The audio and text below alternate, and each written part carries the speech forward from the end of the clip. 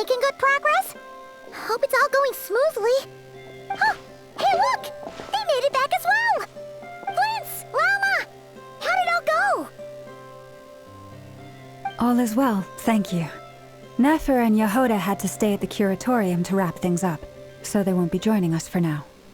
I ran into Miss Inefa and Miss Aino on the way back. Their work is still in progress, so I suspect they won't be back for a while either. You seem rather cheerful today, Mr. Flint's. I certainly am. I achieved what I set out to do and came away with more than I bargained for. Fighting alone can get quite tedious, but I had the good fortune to run into a pair of brave young warriors. We meet again. How have you been? Albedo! What are you doing here? That would be a natural assumption to make. It's also the correct one. These two courageously lent me a hand while I was fighting the wild hunt. When they told me they were Servarka's colleagues, it all made sense. And given how people of outstanding talent tend to cross paths, it's no wonder you're already acquainted. So, who's your travel buddy, Albedo? Why don't you come and introduce yourself?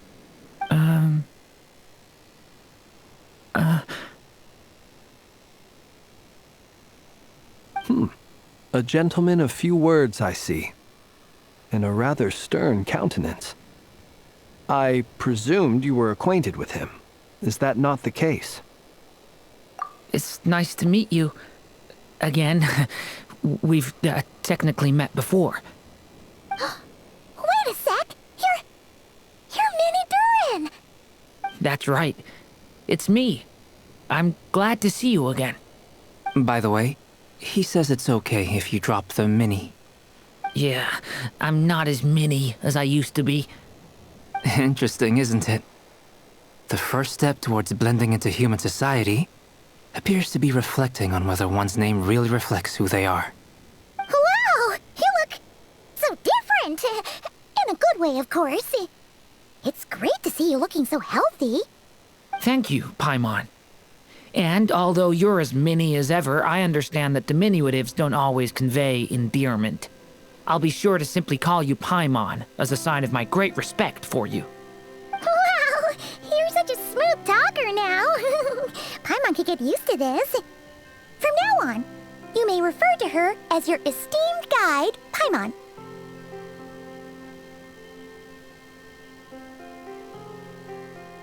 Personally, I think our little Paimon is the perfect size. When people call her Little Paimon, it's just because she's so adorable that they can't help themselves. If that's not a sign of endearment, what is? You're absolutely right, Miss Lauma. My brother still has a long road ahead of him when it comes to understanding human relationships. Anyway, speaking of long journeys, didn't Columbina, leave with you? How come she isn't back yet? She's been catching up with old friends. Wouldn't be surprised if she stopped for a cup of tea or 10 on the way back. Uh-oh. People are talking about me. Hope it's nothing negative.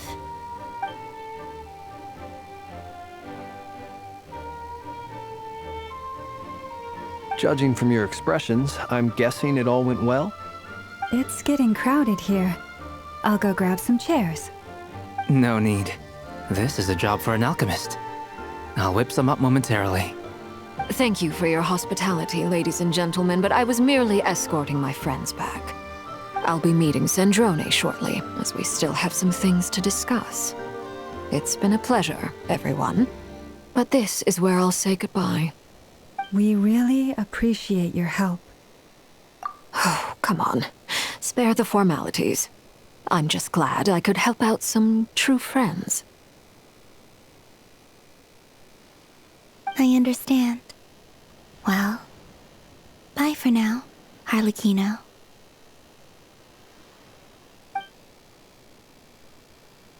Oh, this place is hopping. It's probably a good thing one of us left.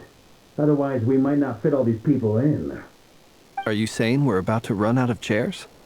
As a matter of fact, I am. Come on in and see for yourself.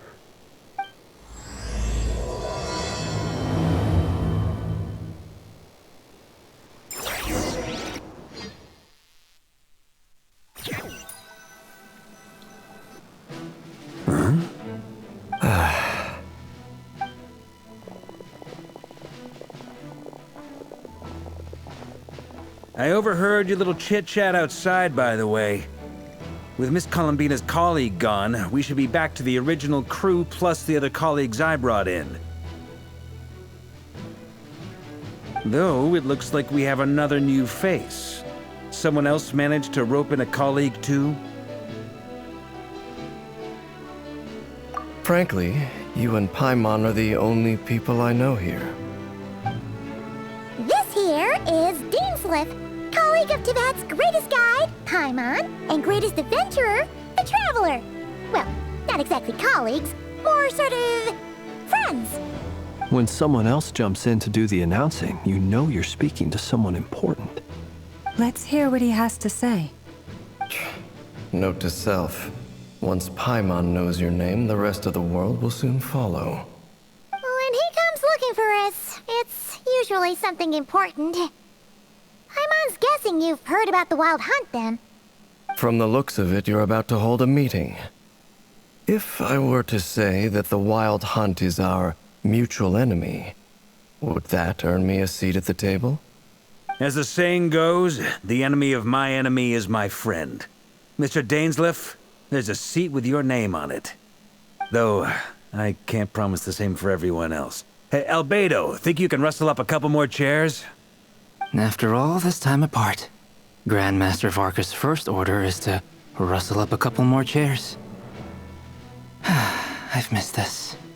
Is he being sarcastic? Hey, he's your brother. Why are you asking us?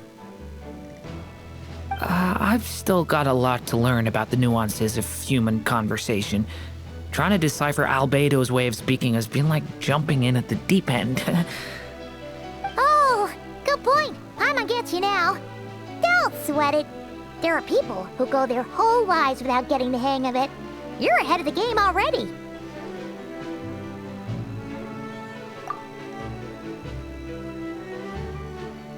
I wonder what's taking Nefer so long. Perhaps you should go and check in with her.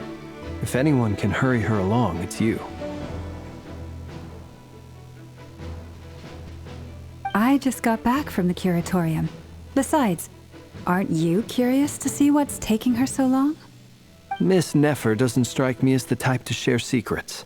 And since gathering intel is her specialty, I'm guessing she'd prefer to keep her methods confidential. Under such circumstances, would it not be tactless for me to impose? Oh, but it's fine for me to impose. What can I say? You have an unrivaled ability to garner people's affection, Miss Moonchanter. Besides, you have far more in common with her than I do. All right, then. Impressive. She barely fought back at all. I admire your powers of persuasion, my friend. As I'm sure Miss Lauma will realize soon enough, the trick in life is to always pitch in with other people's responsibilities so that you can be selective with your own. Another trick is to simply hide in the background. Spoken like a true sage. Anyway, looks like we've got some time to kill before the meeting. Let's take a little breather, folks. And feel free to chat amongst yourselves. We'll get down to business once the other two arrive.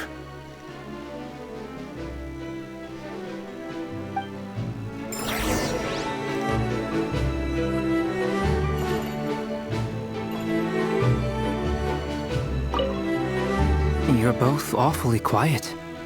Why don't I start us off with an icebreaker? Much obliged. Have either of you ever had your portrait painted? If not, I'd be glad to help. That sounds like a lovely idea. You know how to paint, then? I dabble occasionally. He's an excellent painter. Tables, chairs, people, dragons, you name it. He'll paint it for you. I'm flattered. If I ever get the chance, I'd like to give it a try myself. I'll bear that in mind. Anyway, how about you, Durin? What sort of portrait would you prefer? Oh, I'd be fine with anything. Whatever style feels best to you. Very well. Then I'll play it by ear. You can replicate any style I want? I can try. If you show me a sample, I'll do my best to match it. Thank you. In that case, I'll dig up some reference material for you.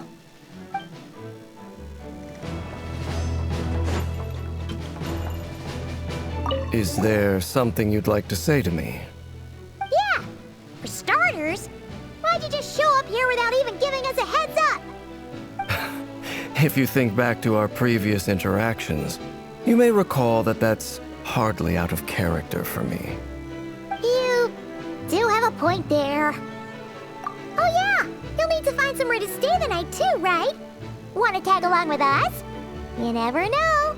We might get a group discount. Sure, let's do that. Great! Paimon will handle it! And in return, we can get Dainslift to be our very own personal bodyguard. If that's what you had in mind, you should have said so sooner. I'd be happy to help. Oh, okay then. Paimon was only kidding, but good to know. Anyway, since we're all here together, we might as well watch each other's backs. That's just what friends do, right?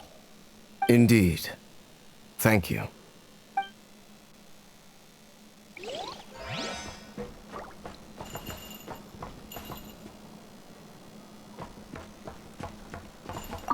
Truth be told, I can't remember the last time I was in a meeting with so many people. You're not alone there, my friend. The Lightkeepers also struggle to bring everyone together for a serious discussion. I don't doubt that. I've only ever met two Ratniki, one being you, and the other being that young guy, Itlua. Itlua is a good apple. I'll give him that. He's kind, honest, and regularly delivers supplies to my lighthouse. A true Ratnik to the core. In that sense, he puts me to shame. So you're what? A fake Ratnik? That's what it sounds like you're saying. But I get the feeling that's not quite what you meant. Come on, why the awkward silence? Sorry. I'm not even gonna bother trying to hide it. You've known all along, haven't you, my friend?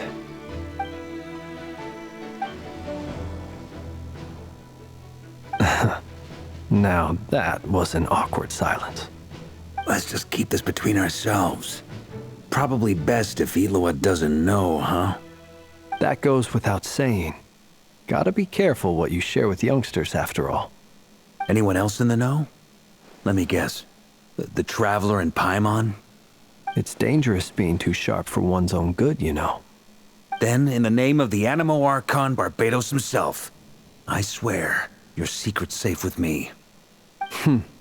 When we went for drinks, you said that you and Barbados were practically best buds.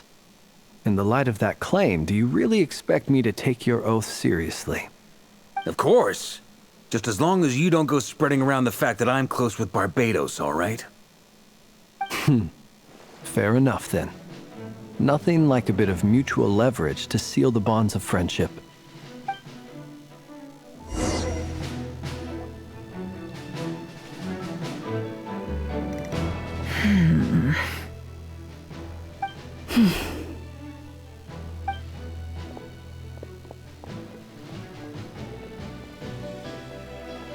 Ah, Miss Nefer. You made it after all. But what about Yehoda? I'm here to give you an update on how things are going on our end. Once this is over, I'll be heading straight back to continue my work. I left Yehoda back at the curatorium to watch over things while I'm gone. So much for just this once.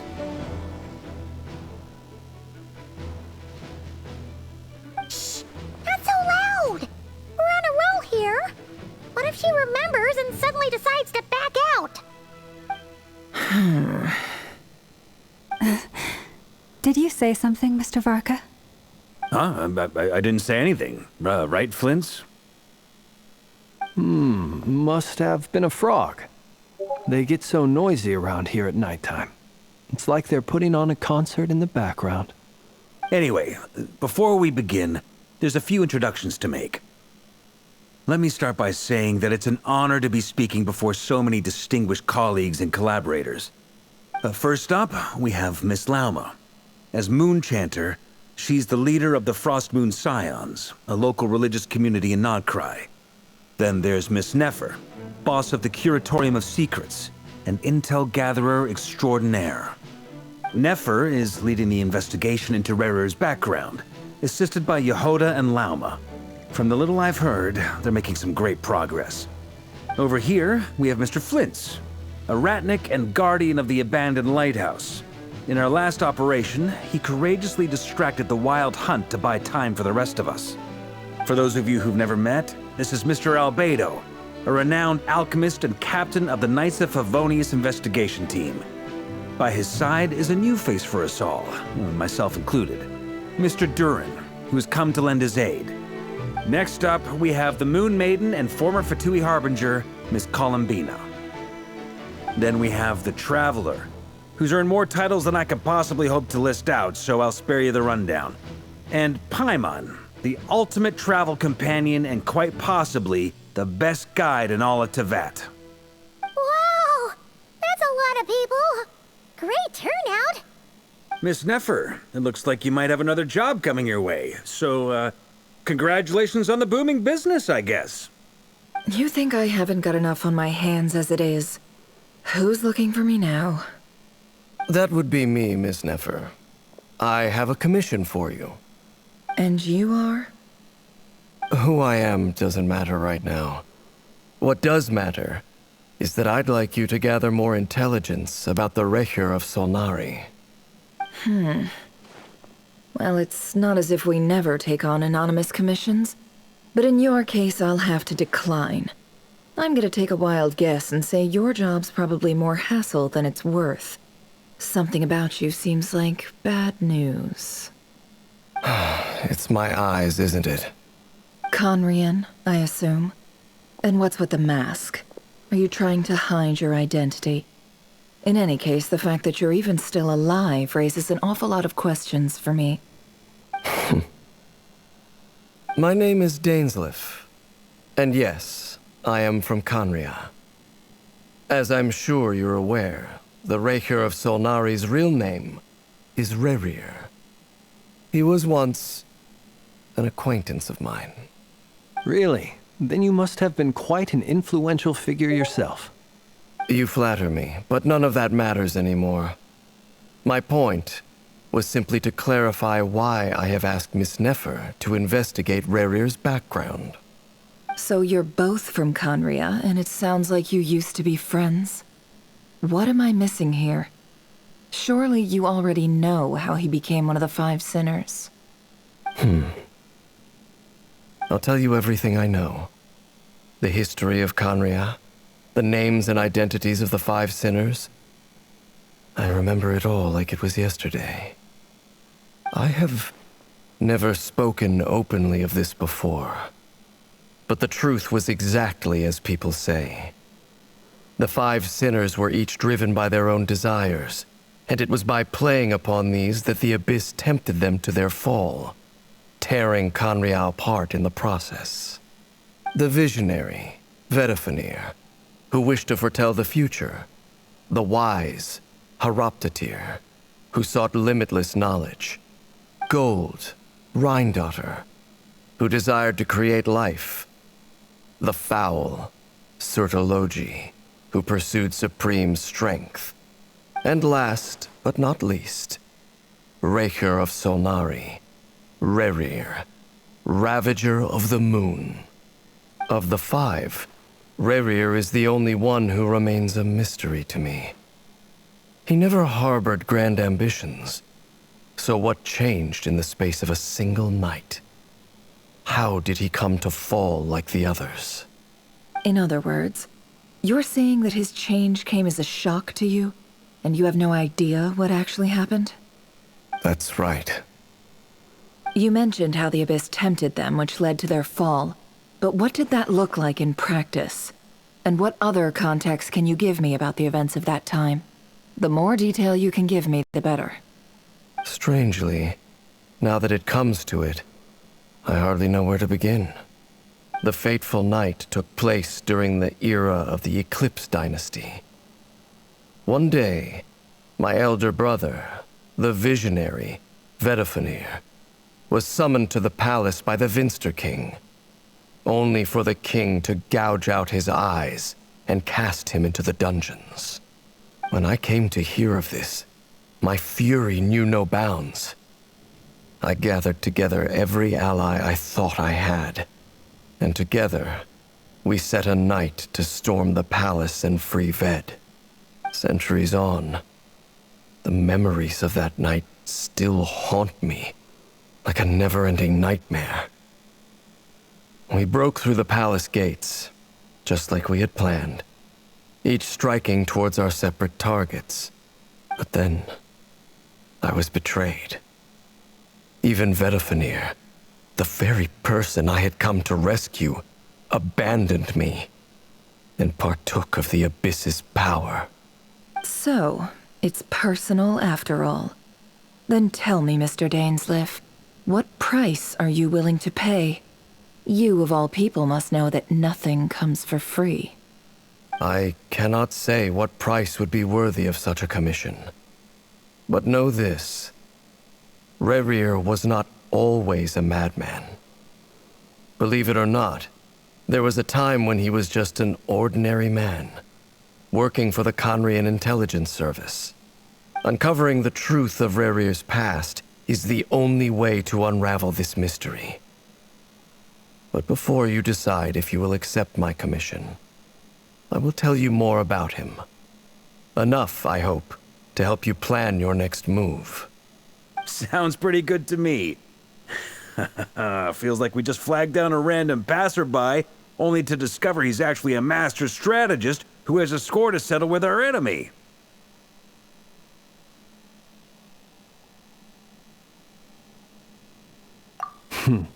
Can I borrow your halo? It could be useful in the lighthouse. Hey, enough with the wisecracks! Besides, isn't that lamp of yours bright enough already? Relax. It was meant to be a compliment.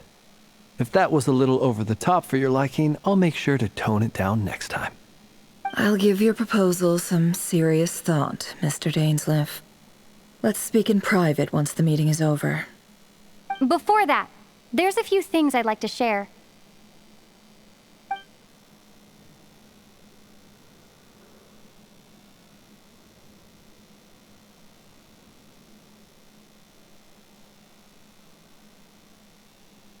Now that we've united the hearts of the three moons, your power should be greatly enhanced. But it seems like that hasn't happened yet. I believe it will take a little longer. You've done so much for me, so I want to be completely honest with you all. Even though I'm doing a lot better now, the truth is, my recovery will likely be an ongoing process. From the moment I was born, my power has been slowly ebbing away. And that is because Tevat has never accepted me. Even with the moons united as one, it seems my rejection cannot be undone. So far, I have yet to find a solution. It may turn out to be a problem that will plague me until the day I finally leave this place behind. Even so, I will do everything in my power to help you drive out the Rehir of Solnari. As Arlecchino put it, this is not about chasing the spoils of victory. It's just a gesture of heartfelt gratitude. Kutar.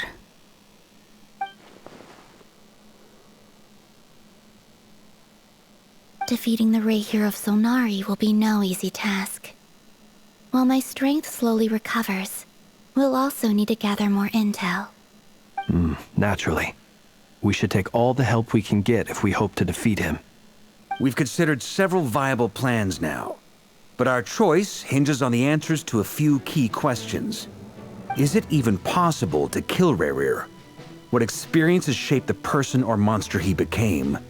And what's he really after? Given Albedo's expertise in alchemy, I think we should leave him to try and answer the first of these questions. Understood. As for the other two, I'm afraid we'll have to count on you again, Miss Nefer. Believe me when I say it's not my wish to burden you. But right now, relying on your skills is our only option. So you're placing all your hopes on me, huh? We can't thank you enough for agreeing to help us. Honestly, I can hardly believe how lucky we are. You sure have a talent for changing your tune, Miss Moonchanter. Timid like Yehoda one moment, then flinches insincere flattery the next. Ladies, please. I must object to your portrayal of me. That's all. Feel free to keep bickering. Just pretend I'm not here. I almost don't want to leave this room. I'm curious to see how this plays out. I have faith in you, Miss Nefer. Something tells me you'll stand by us until the very end. Oh? And what makes you so sure of that? What if I suddenly decide that my compensation is insufficient? This isn't about the money. I can sense that you've got a deep-seated distaste for Rerir. And knowing you, that alone is motive enough. Look at them getting along so well.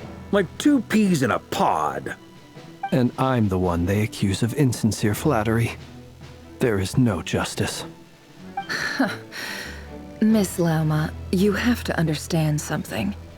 Unlike you, I don't actually enjoy having everyone's hopes on my shoulders.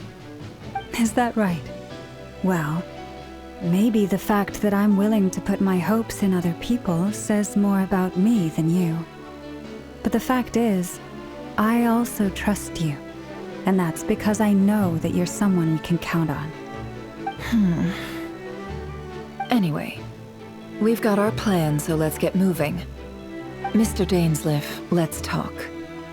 And Traveler, once we're finished, if you've nothing else planned, I'd like you to come with me. This whole experience is teaching me a lot. For instance, I now know that when other issues come up in the future, I'll have far more luck getting Lauma to convince Miss Nefer than trying to do it myself. Hate to say it, friend, but that's one of the funniest things I've heard in a while. Why? You think I've got it wrong? Quite the opposite. But what makes it so hilarious is how long it's taken you to realize.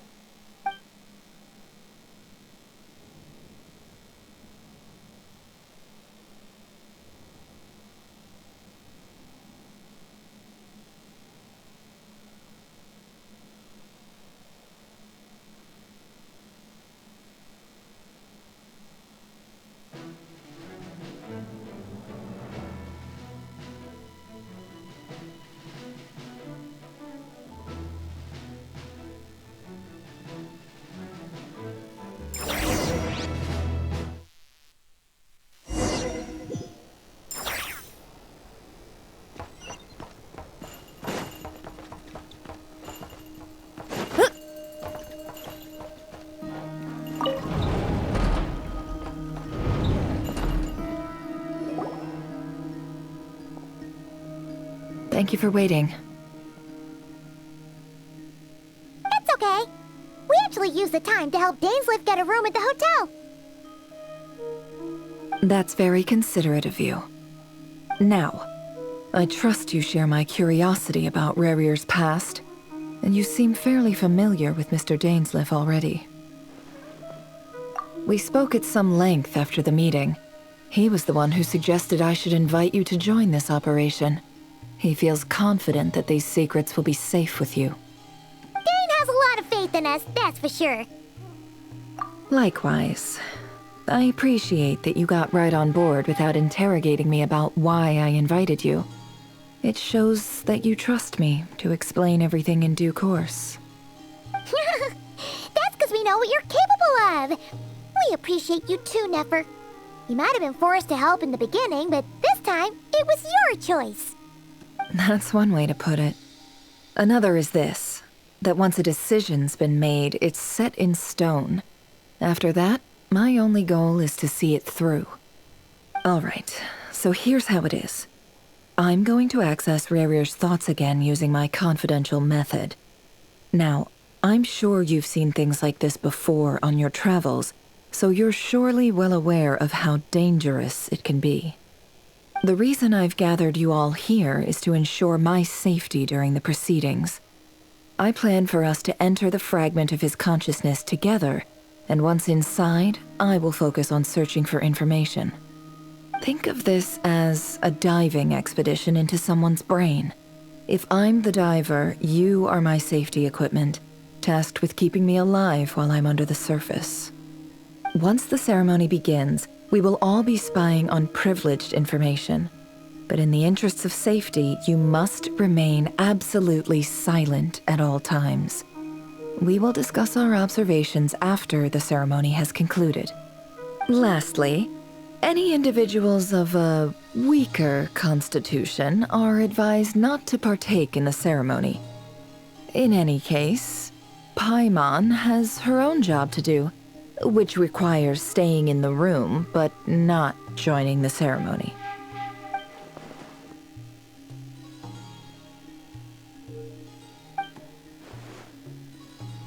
Well, good luck, everyone. Sounds like all Paimon can do is cross her fingers and root for you guys.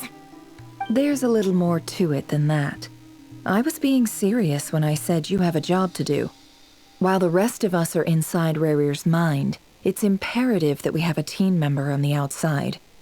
In the event that something goes wrong, you will be our first responder. I don't anticipate any issues, but the extra level of safety will be greatly appreciated. I second that. This is a dangerous operation here, and you're our whole rescue team. That's pretty much the most important job in the crew. So, Paimon's like the lifeguard? Yeah, that makes sense. All right, got it. Good. Please, take a seat. We'll get started momentarily.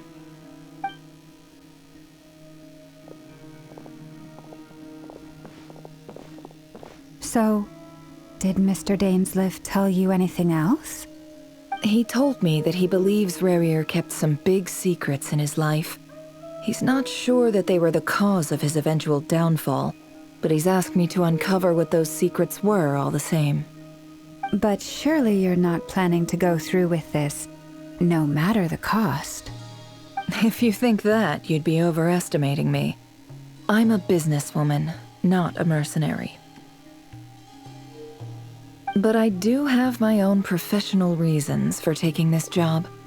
You think I'd turn down the opportunity to get a first-hand glimpse into Conrian history? No chance. Well, as long as you don't let morbid curiosity get in the way of safety concerns, we're good. We'll do whatever we can to help you. You're such a killjoy.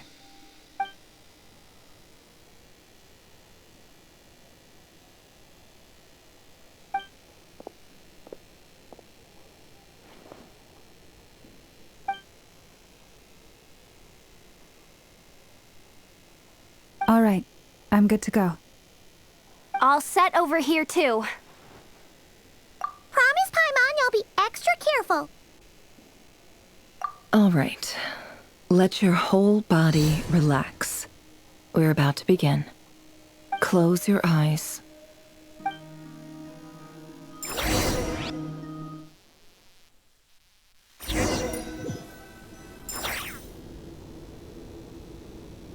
Phew. Could this be his office? Pretty standard setup. Bookshelves, paperwork, files.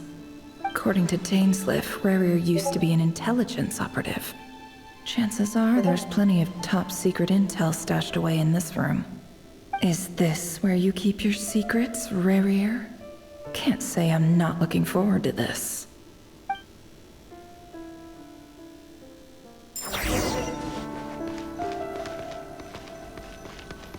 He looks even gloomier than last time. I wonder what's changed. He looks even gloomier than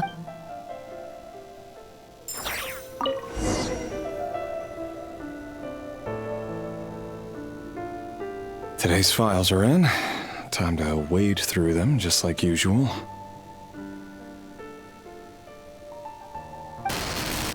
Male, 51. Occupation, cook. Confirmed Crimson Moon descendant. Has maintained frequent contact with other descendants over the past year. Poses a threat to the dynasty. Neutralized.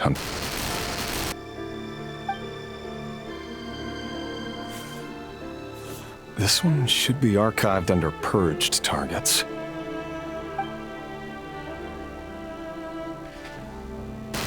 Female, 23. Occupation, office clerk. Confirmed Crimson Moon descendant. Has maintained frequent contact with other descendants over the past year.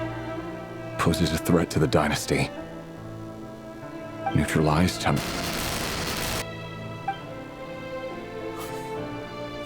Another one for purged targets.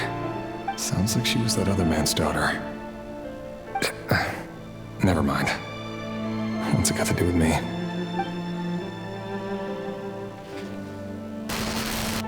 Male, 40. Occupation, teacher. Confirmed Crimson Moon descendant. Has been observed making contact with other descendants during the past year. Poses a threat to the dynasty. Neutralized on...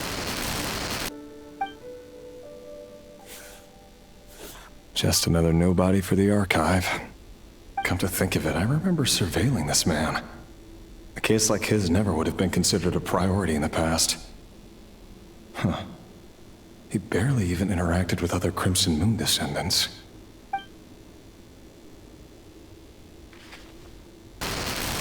Female, 16. Occupation, none. Orphan and confirmed Crimson Moon descendant. Has been observed making contact with other descendants during the past year. Poses a threat to the dynasty. Neutralized on... Filed. I have no recollection of this girl. None whatsoever. She doesn't seem to be anyone important, but then again, how many of them really are?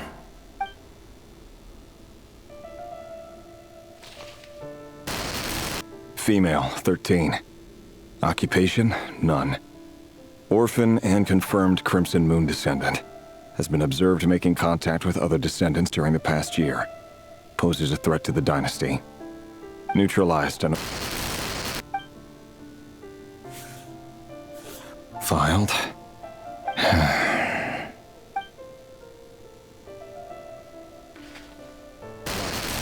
Male, 11. Occupation, none. Orphan and confirmed Crimson Moon descendant. Has not been observed making any contact with other descendants during the past year. Poses a threat to the dynasty. Neutralized and...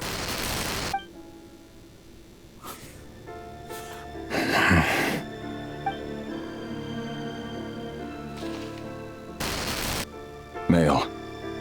6. Occupation, none. Orphan and confirmed Crimson Moon descendant. Poses a threat to the dynasty.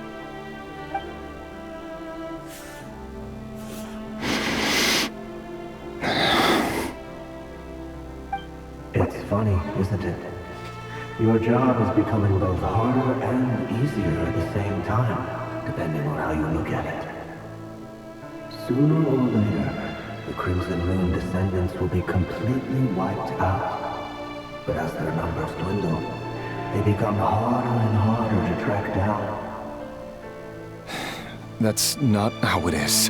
Fortunately, however, most of the able-bodied adults have already been taken care of. The remaining weaklings will be increasingly easy to deal with. No! No. My job is to ensure the survival of the Eclipse Dynasty. And the only way to do that is by eliminating any and all potential threats. It's a perfectly legitimate line of work. Every single one of my colleagues can attest to my fairness. And if my friends were aware of the facts, I know they'd back me up too. Assuming, of course, that they were aware of all the facts.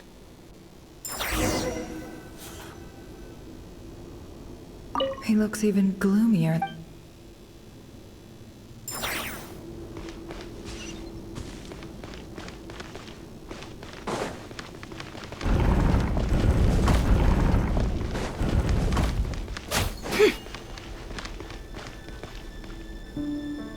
Mr. Vedifalnir, It's been quite some time since we last met. Rerir, I trust you're here because you have something important to discuss. Forgive me.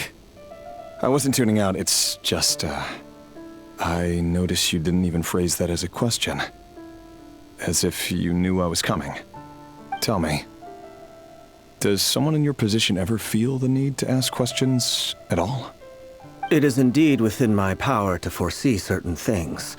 Things like your arrival. I was just thinking. It won't be long before I'll be inviting both you and Dane to my wedding. That isn't a lie, but nor is it a fact as such. It's a wish, isn't it? No fooling a prophet, is there? Ever since that day we met for drinks, I knew it was only a matter of time before you came looking for me. Does it feel good? Knowing how the future will unfold. I'm afraid the notions of good and bad fail to capture the complexity of what such a power entails. Once you've seen what will come to pass, it can be all too easy to succumb to fear and melancholy. Unless, of course, you learn to abandon these feelings.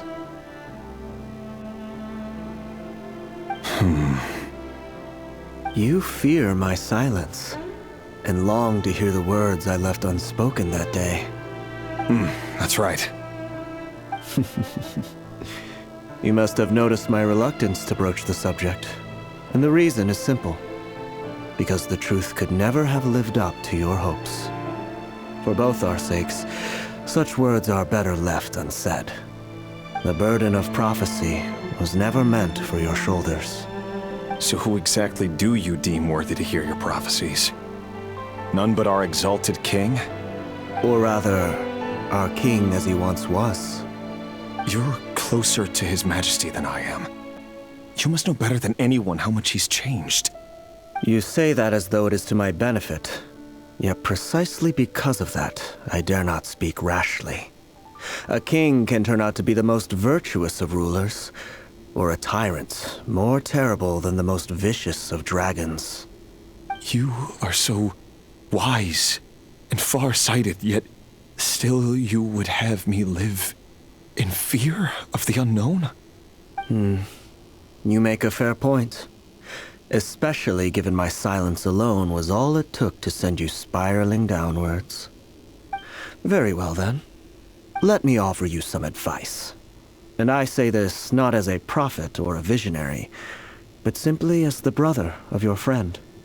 For many reasons, there is very little chance of your marriage ending in happiness. If happiness is what you seek, you should find another fiancé.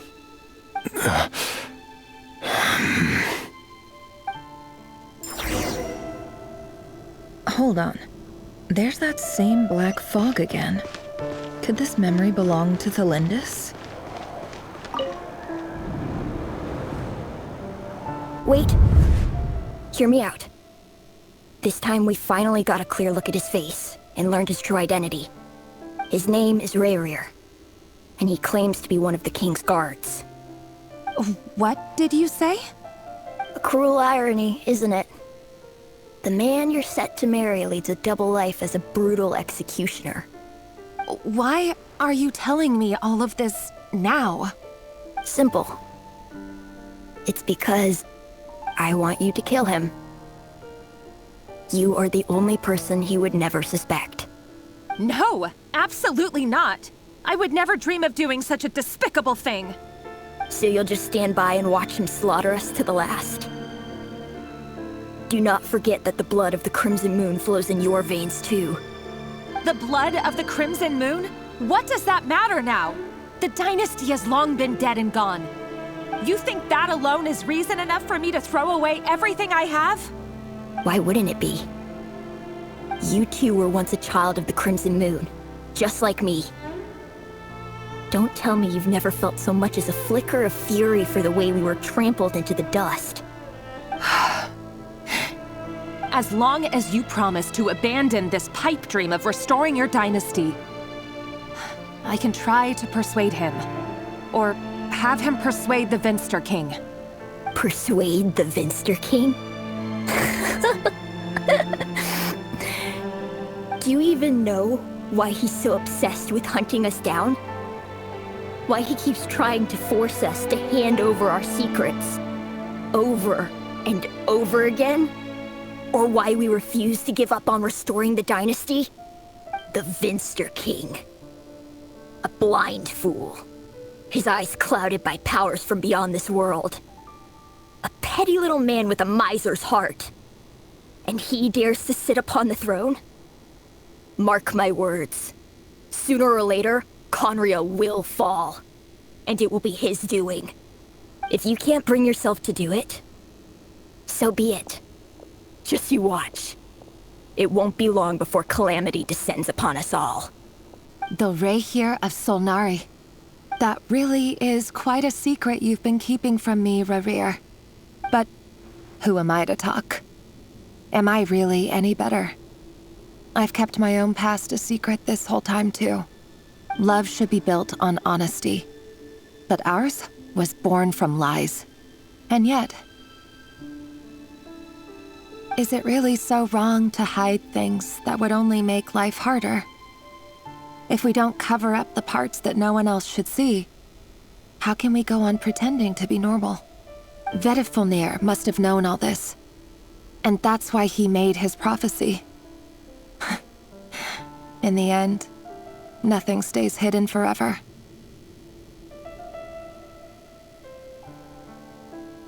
But I won't just sit by and watch this disaster unfold. I'll do everything in my power to protect what I cannot afford to lose, no matter who I have to face.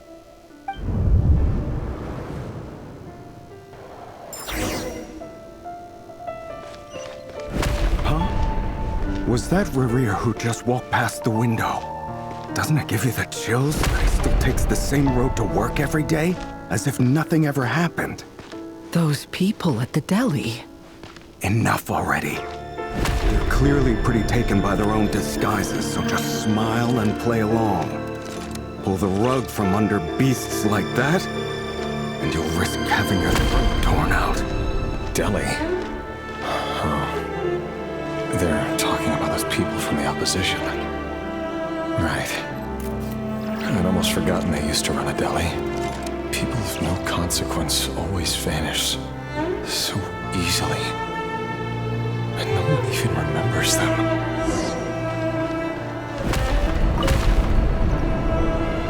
But surely you can see he's not the man he pretends to be.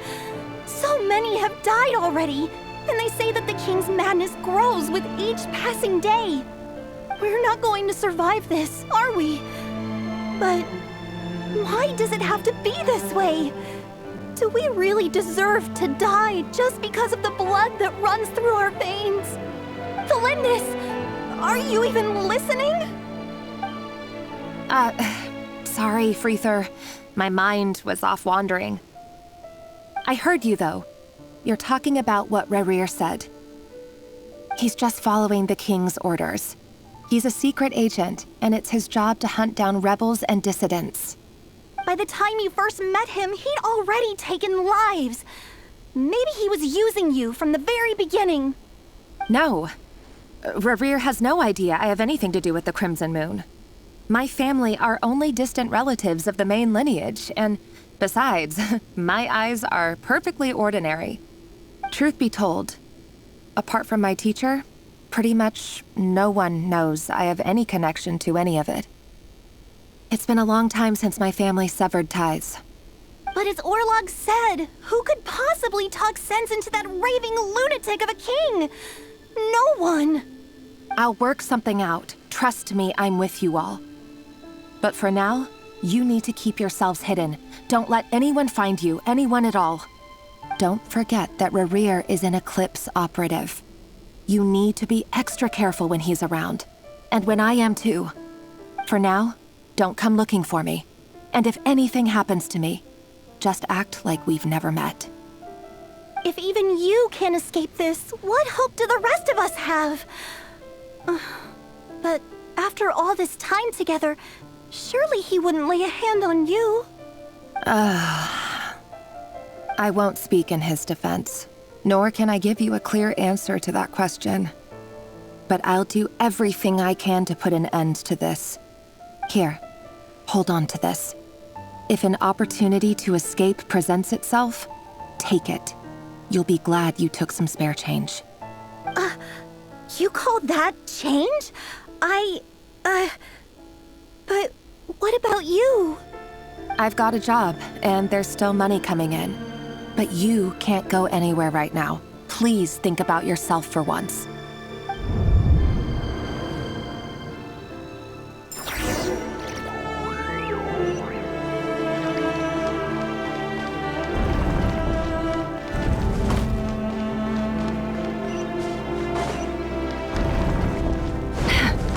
Another day, another round of assassination training. The training ground is just beyond this hidden passageway. When you kill a person, doesn't it bother you when you end up covered in their blood? Why would it? Aren't we all just walking blood bags? But not everyone is accustomed to hunting down others like prey. You've been a hunter for so long now, you seem to have forgotten that most people don't just go around killing one another. Leave me alone.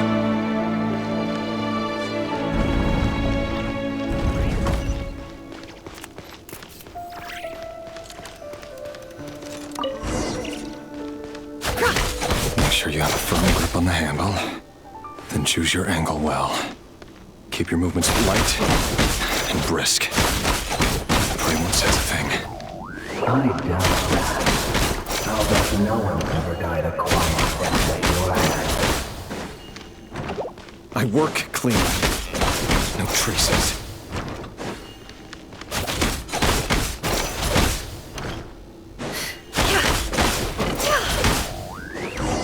That doesn't make it open or forward. The king just happens to need you right now. He doesn't. That won't happen. He's changed. Ever since he fell under the spell of that power. In the beginning, he only had to take out a handful of the guilty. But now... The ones I've dealt with have always been guilty. And I've carried out my work flawlessly.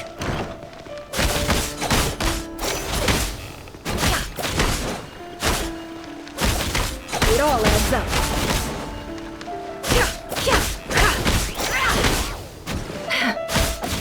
Can't hide the truth.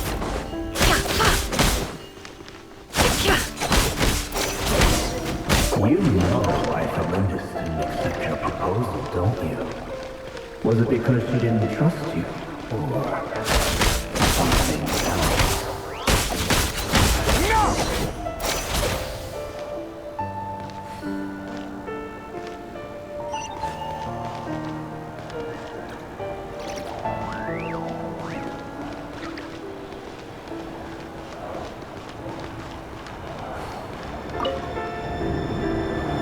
Felindis, do you still remember Orlog?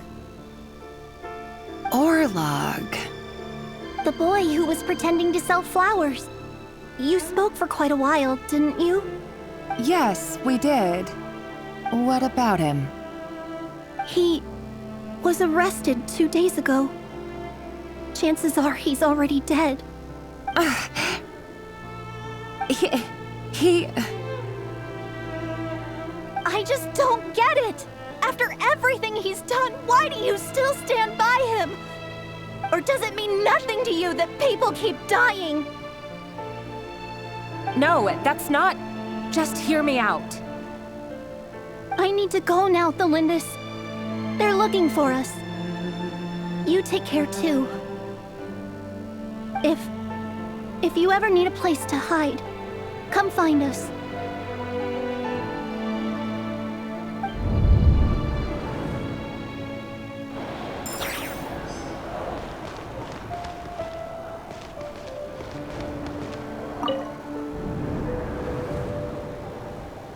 Author Felindis.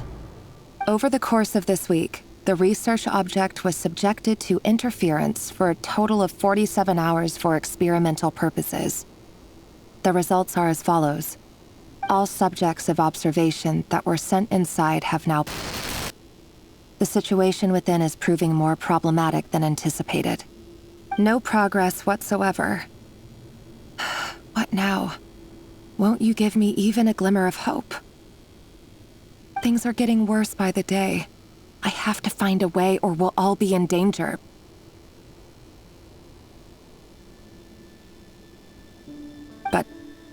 But I... If all this research comes to nothing, what then? Sooner or later, it'll be my neck on the line. But could he really bring himself to kill me? No. Surely he wouldn't have the heart.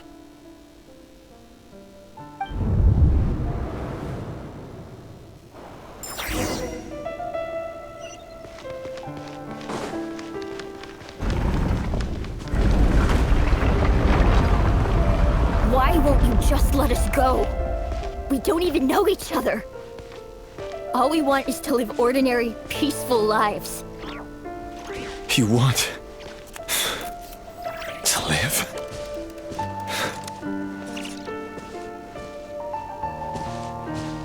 Yes. I just want to go on living.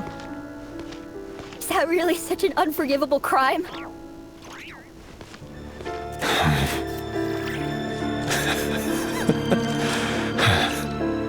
You want to go on living. I want to keep living too. To keep living forever. That's why I have no choice but to continue on the path I'm on.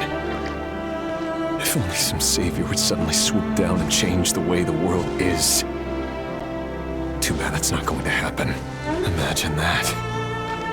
If there really were such a person, you and I wouldn't be standing here like this, would we?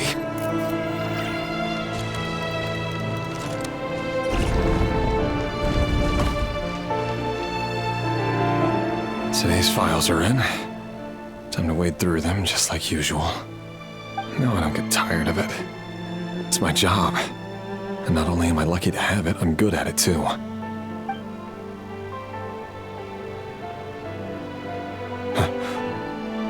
Wait. That's... Thalindis?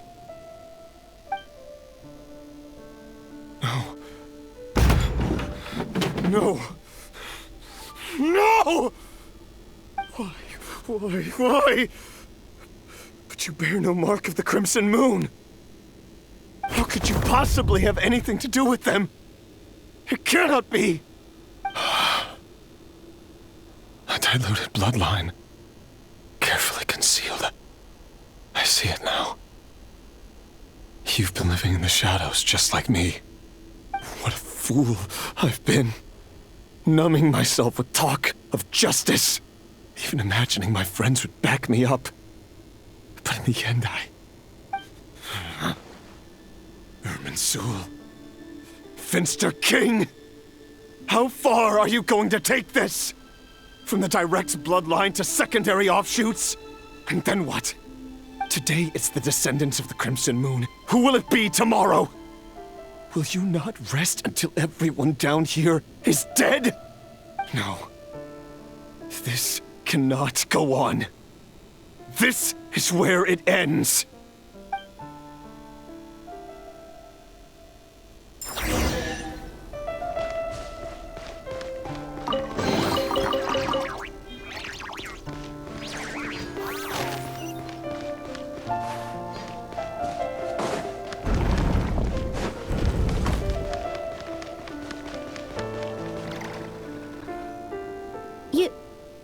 You're really letting me go? I am. As long as you can guarantee that no one will find you. Don't worry, I'll be extra careful.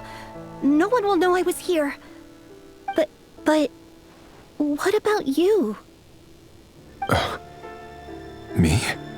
If you let me go, you won't be able to complete your mission, will you? Good point. In that case, maybe you should stay. No, please! I just want to see the outside world again. To... Go on living? Yes. I know you're a man of your word. So please, just let me go. If I let you leave, what will become of me? Just kidding. Go, now. But remember, don't let anyone know you were caught. We'll be seeing each other again very soon if you do.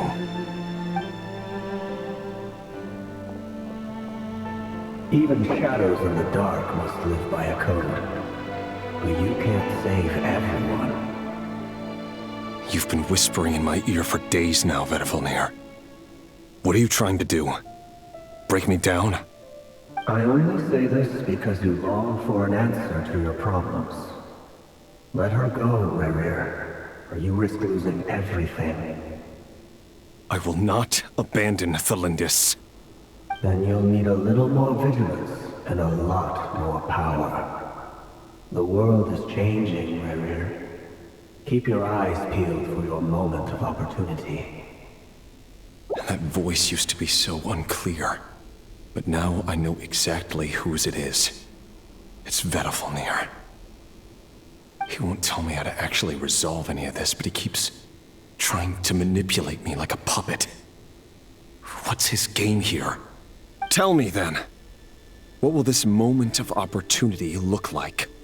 And no answer. He's like a ghost. Always disturbing me when I'm on edge, but never answering when I need him most. So, the Eclipse Dynasty was purging, well, massacring the descendants of the Crimson Moon. And it seems like it was all connected to the Vinster King's research. The King's obsession with abyssal power left the future of Conria hanging in the balance. No wonder every aspect of Rerir's life was so unstable. And it looks like this Thelindis, Rerir's would-be fiancée, herself belonged to a sub-branch of the Crimson Moon Dynasty's descendants.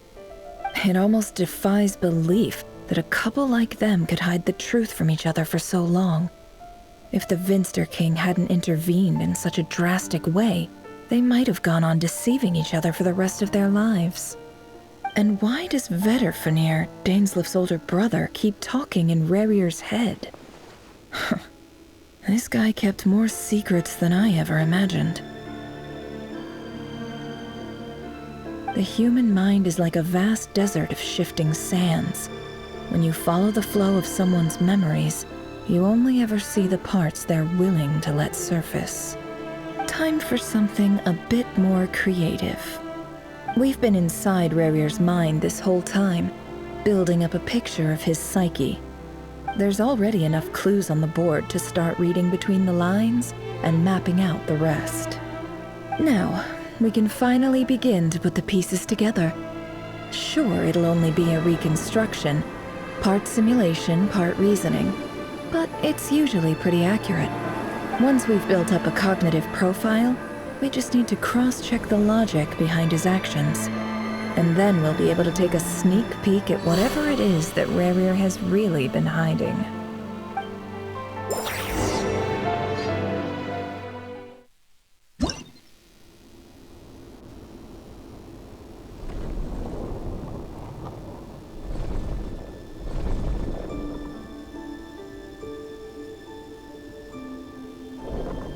Rerir, are you there?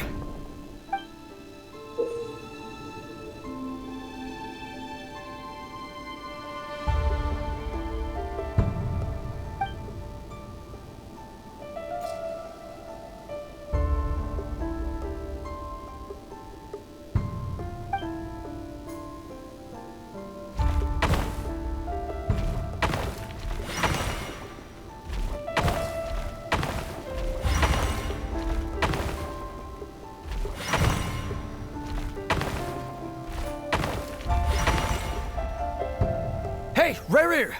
Come out, it's urgent! Dane? What's wrong? Quick, come with me. I'll explain everything once we've met up with the others. Okay. I'll come.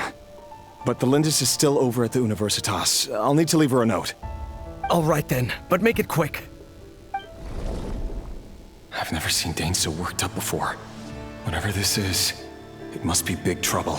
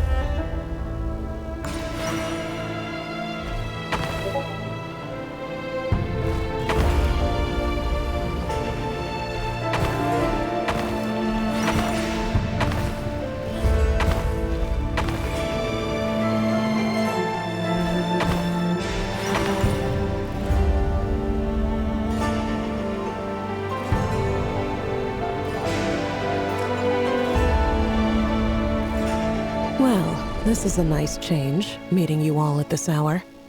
When men and women of ambition can speak face to face in broad daylight, I say that's a big step forward for our dear Conria.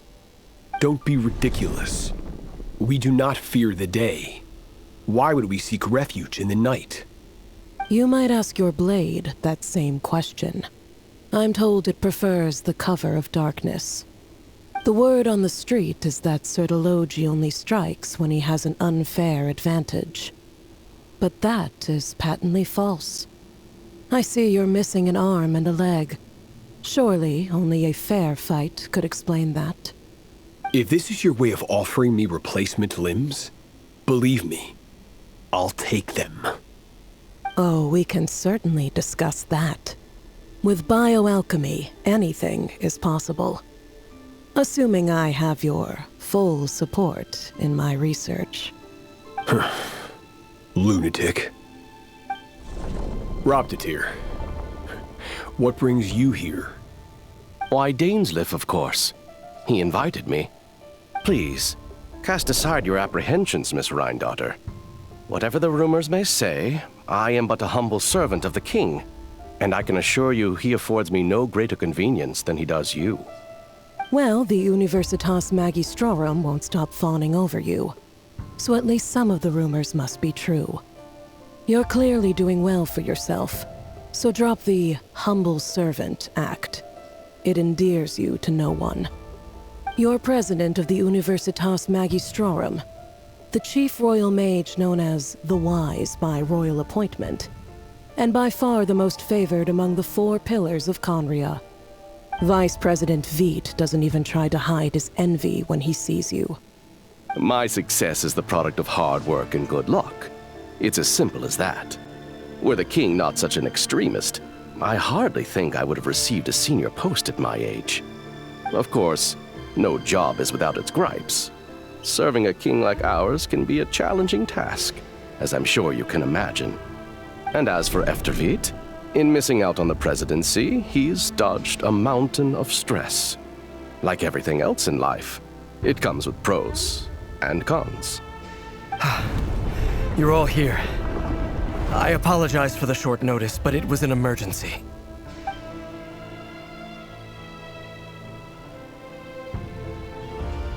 You must be Rarir. Mr. Sertologi. Yes, I handled your case file during your sentencing. Nothing personal, of course. I'm pleasantly surprised that you remember me. You're clearly a person of substance if you've been invited here. But Dainsleif, you'd better have a very good reason for convening this little gathering. It's my brother, Vedofenir. After he spoke at the court this morning, the king was so infuriated by his words that he had him blinded in both eyes and thrown in prison. Vedofenir in prison? Strange. I thought the king trusted him and Horoptatir more than anyone else in the world. Does this mean the king's circle of trust just got even smaller? It has nothing to do with trust. It's about what the king wants, which is as clear as day to anyone paying attention. I simply appease him. because it's in the best interests of the Universitas Magistrorum. And also because you're slimy. Vedafulnir, perhaps less so. But still, a visionless visionary? It rather inclines me to think that qualifications are not what get you ahead in Conria. Do you honestly think this is an important discussion to be having right now? Dane, what are you planning to do? Rescue Vedafulnir, I assume. Correct. It will mean storming the palace by force. Tonight. I need all of you on my side. That's far too dangerous. And don't forget, Dainsleif, you're captain of the Royal Guard. You swore an oath to the throne. You've been planning this for a while, haven't you? I have no desire to commit treason. But whatever critique the king may have of Vedafulnir, disfiguring your most loyal subject for putting the best interests of his court and nation first, this is not the conduct of a wise ruler. My blade will force the king to see the error of his ways. So, Vedafulnir's prophecy enraged the king. I'm sure it wasn't what he wanted to hear, but if he won't take counsel even from the visionary, that is deeply troubling news. The extent of His Majesty's madness is now all too clear. The question is, how does a man like me get out of this situation unscathed? You have noble ambitions, Dane, but I'm afraid they don't do much for a guy like me. I'm not interested in saving the world.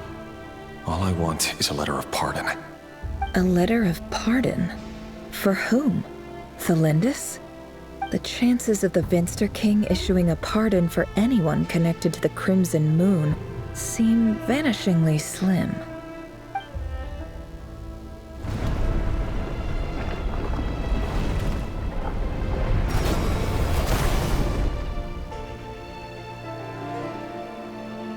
This black fog over the board must have some connection to Thelindis.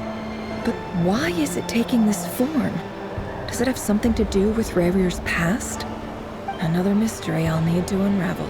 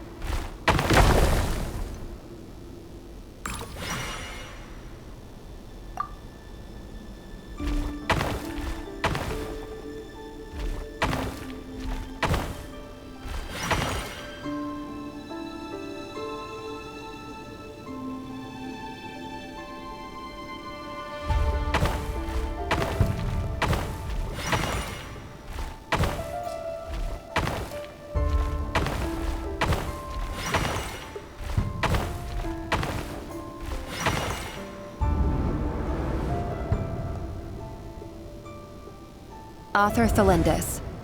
Over the course of this week, the research object was subjected to interference for a total of 60 hours for experimental purposes.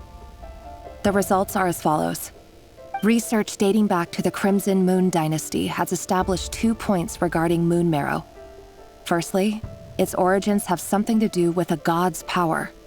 Secondly, it serves as a portal to an as-yet indeterminate location. Moon marrow can thus be defined as a spatial gateway. However, there are a number of hurdles to overcome before we can answer the question of where it leads to. To start with, opening the gateway requires a specific power source, which the relevant literature indicates. An enormous amount of power is then required to keep the gate open. Currently, the total power output of our instruments remains in the single digits. To make matters worse, I am now the only staff member remaining in the Moon Marrow lab. the Universitas Magistrorum recently decided to move most of its personnel into abyssal energy research, which has stymied all Crimson Moon-related projects. This is not a wise move. I have always maintained that placing all our hopes in a single source of power is risky, especially one as poorly understood as this, as well as making ourselves overly reliant on a single resource. We are neglecting other promising technologies. I apologize if this comes across as disrespectful. But as a Moon Marrow researcher, I desperately want to see the world beyond the Gateway. If we really made it there one day, what would we find? And how would we go about taming the unknown? My imagination is endlessly fueled by questions such as these.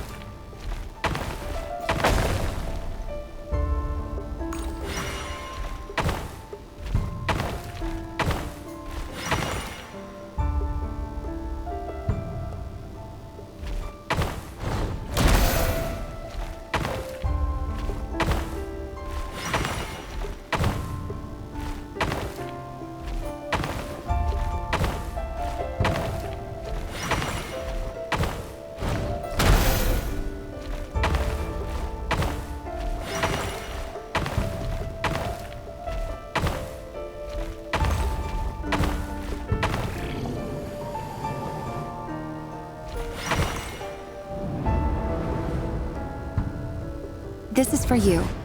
I heard you're gonna leave the city with your parents. The Lindis, did you hear about what happened? I've heard nothing. Rerir got back very late last Friday, and he was acting a little unusual, but he slept pretty well, so I'm guessing whatever he did was a good deed.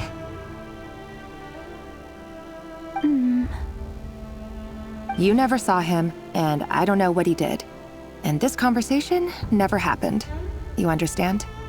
What if he finds out that you pried into his secrets? Don't be silly. I don't know what secrets he does or doesn't have. All I know is he's just a normal guy who happens to run some errands for the king. Are you scared of him? I don't know. The Rerir I know doesn't match the person you all describe. Logically, I should be scared of him. And yet, I don't want to lose him. But enough about that. You should get going, and be careful with the package I gave you. Keep it secret. Keep it safe. What's in it? A piece of the moon. All you need to know is that as long as you keep it safe, then in the future, everyone will be able to see a red moon. A red moon? You mean our moon? That's right. Our moon. Promise me you'll look after it. I promise, the Lindis. The Crimson Moon bloodline will never die out. Its light, the color of blood, will become like a fire that flows in our veins, no matter how long it takes.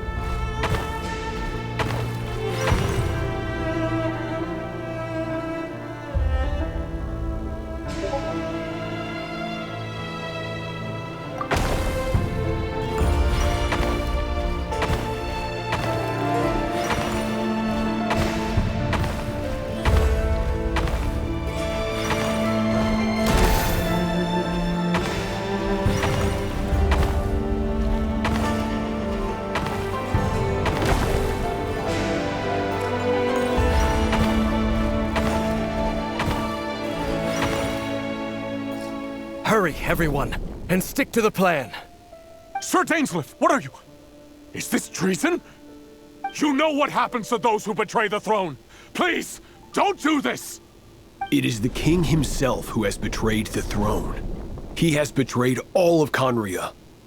If you have any love left for justice in your heart, you should join me. It's showtime. Dane and his group will handle the troops in the palace. Then Hraptatir and Rheindater will disarm the security measures. My job is to enter the prison and rescue Vedifalnir. Stay safe. Wish me luck. Look after my brother. Draw your blade. It is time for justice to prevail.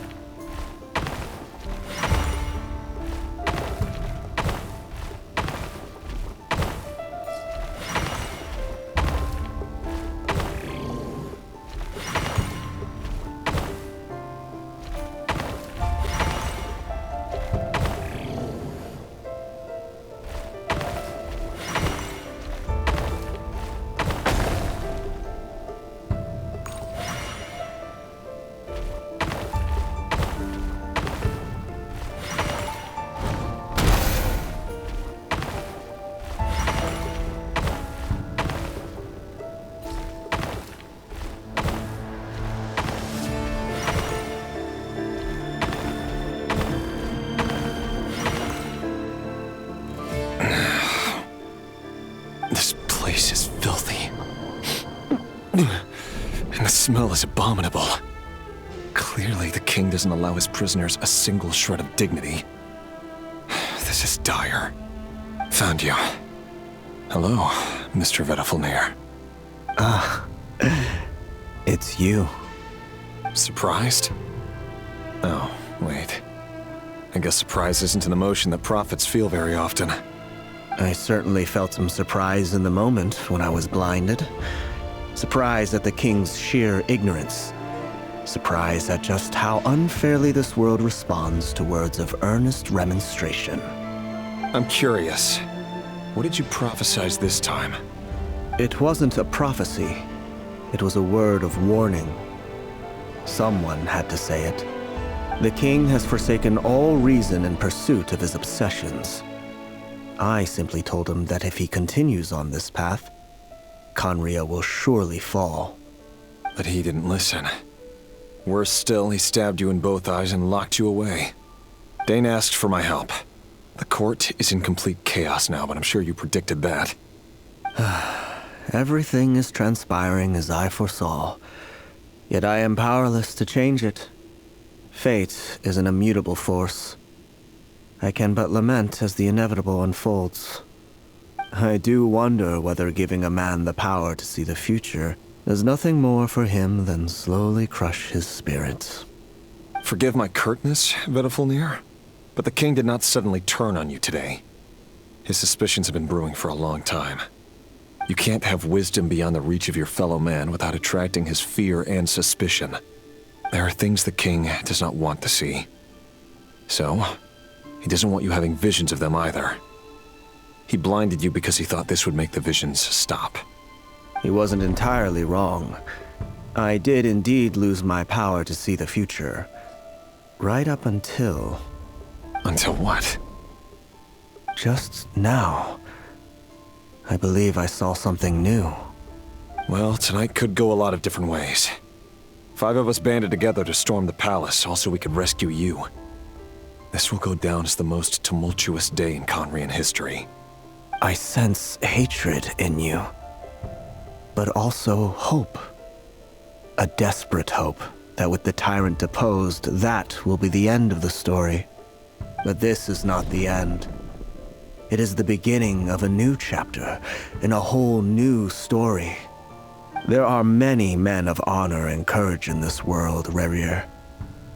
But you are not one of them. You're not here for justice, are you? You're here for yourself. Is that a dagger? Interesting. Why not the polearm? It was always your weapon of choice. With your abilities, I don't doubt that you were able to recover some of your sight. But I also doubt that you want to make an enemy of me right now. Of course not. We're on the same side, aren't we? We could be. But I need you to be honest with me, Vedafilnir. At this point, you're my only hope for the future. You mean your future? With your beloved, Felindis? Yes. And I know there are bigger things at stake here. A dynasty, a nation, maybe the entire world. But forgive me, I care first and foremost about myself. I can't abandon the one I love to save myself. I just can't do it. But you see a broader picture of the future than I. You see the solutions to the biggest problems of our age. So tell me, what is my solution? What's the answer? In matters of fate, answers are either right or wrong. What will be and what will not. Maybe you are willing to pay a certain price in the pursuit of happiness, but unfortunately, fate does not negotiate. That is the cruelest thing about fate. It is unmoved by your sacrifices. That can't be true. I know it's your voice that I keep hearing in my head, urging me to see how the world is changing, to seek more power, so I can protect the things I love. You show me disaster, but you won't show me how to avoid it? Why? Why are you doing all this? My voice. In your head.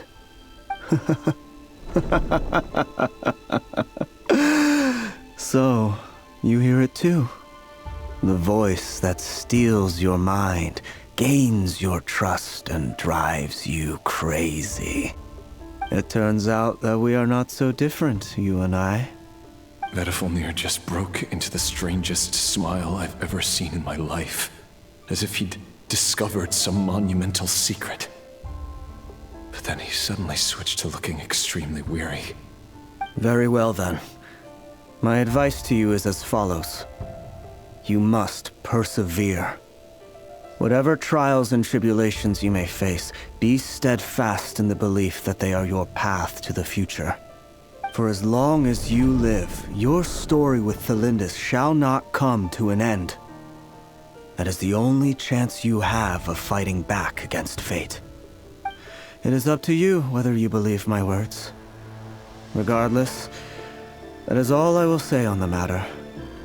I have no right to intervene any further. I will hold you to your word. Thank you for setting me free. In return, I will tell you one more thing that you cannot afford to ignore. Just then, a strange wave of energy rippled through the city. We had no idea what it could mean. If I were you, I would head to the Universitas Magistrorum. The Universitas? Oh no! I'm sure we'll be seeing each other again very soon, Rerir. Whatever Vedafilnir said, I didn't catch it. I didn't even help him out of the prison. There was no time to lose.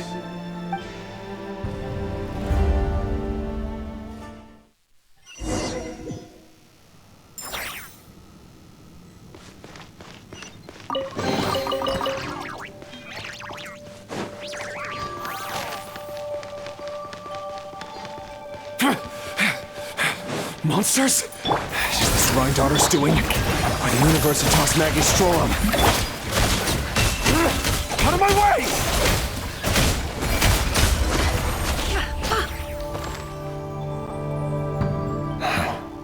The Universitas. That reminds me of a rumor I once heard.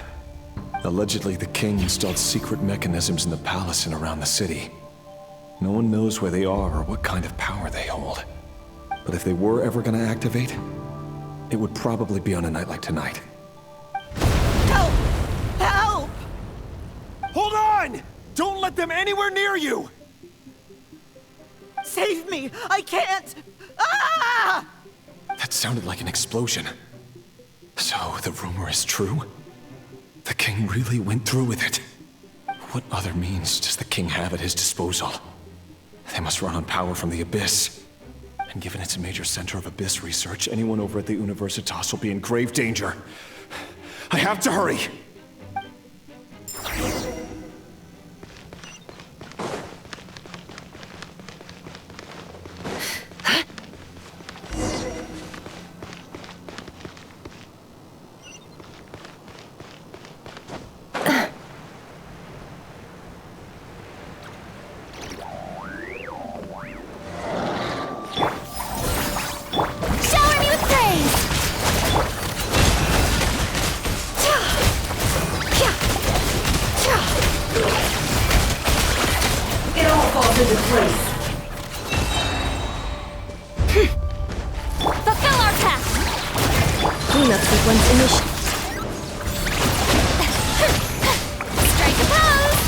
It all adds up. Time to come clean. Let's see what you're made of.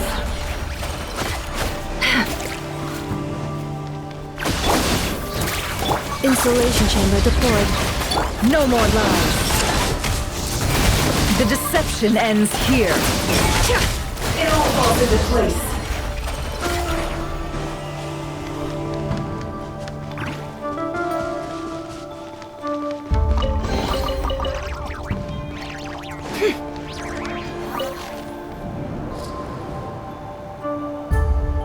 Monsters!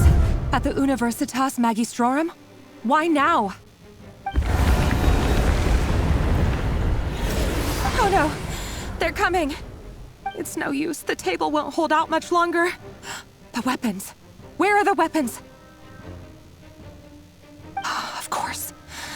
All the lab equipment was upgraded after the inspection last week, but the new weapons haven't been allocated yet. I'm done for. Is anyone there? I need help! Ah!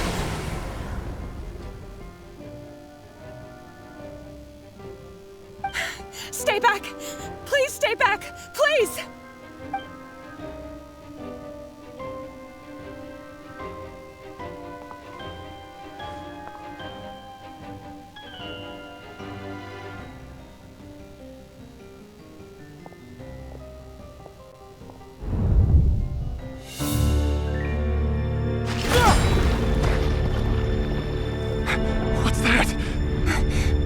Rear. So the rumors about your work are true. What? No!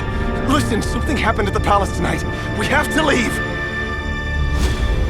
You don't need to lie to me anymore. What do you mean? I know why you're worried, and I will respect the decision you've made. But it's okay, because I found a solution. I know how to end all this. You can have it back. The normal life you so desire. But until then, I'm afraid our wedding will have to wait. Cylinders? No, don't do it! Cylinders! Cylinders!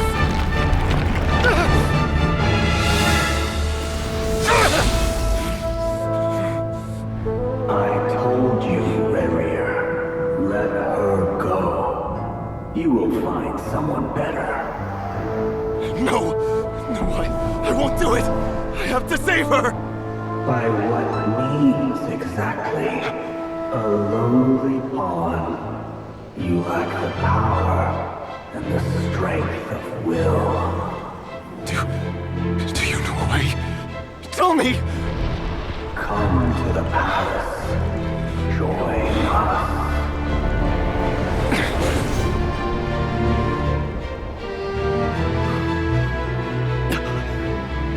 Rerir, thank goodness we... Step forth and take your share. You made it. Not you too.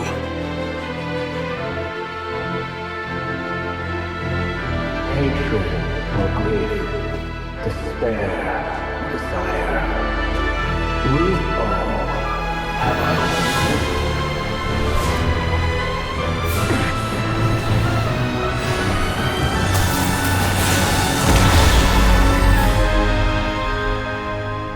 Rarier. Rarier. Thlindis? Were you daydreaming?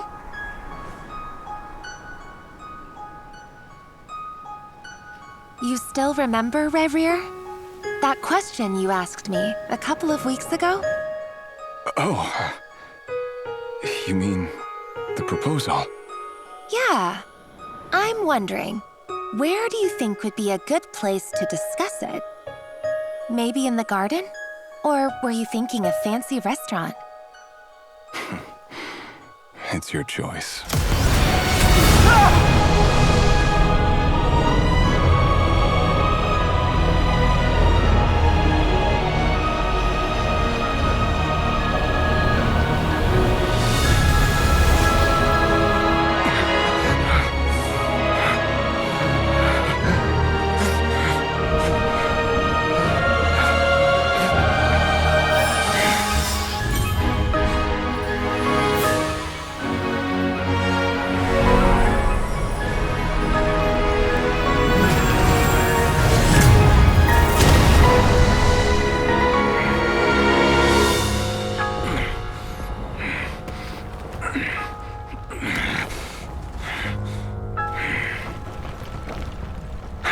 Find you. And then, you can give me your answer.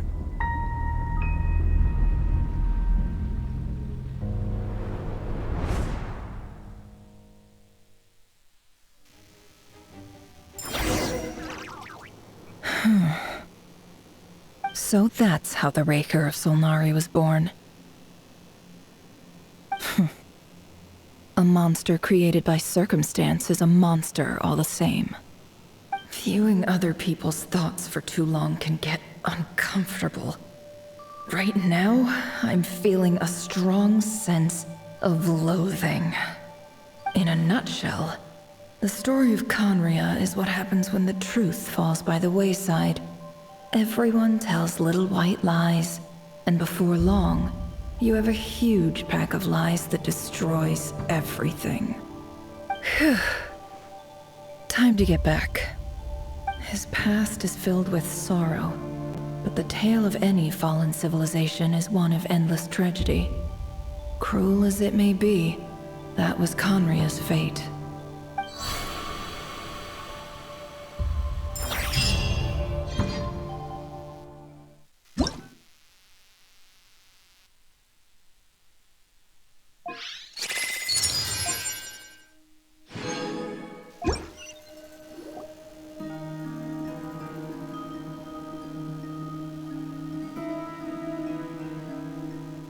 Everyone, I'm back. Can I get a standing ovation? Never! How are you holding up? Feeling okay? She's fine. Boss is a pro. Yes, I'm fine. You will have seen the events of Rarier's life through my thoughts. It's now clear that he is just a regular nobody, driven by personal tragedy, as he said himself. I mostly agree. There's only so much we can know about him from his memories alone, but they did give us a clear glimpse into his life in Conria. However, I would not consider Rarier to be a nobody. He was deeply involved in the events of that era. Yet, when the catastrophe of a generation strikes, nobody is safe. Sounds to me like you're speaking in riddles again. Is this you urging me not to abandon the people of Nodcry in their hour of need? That's not what I meant. Although I do hope you choose to remain a part of the plan.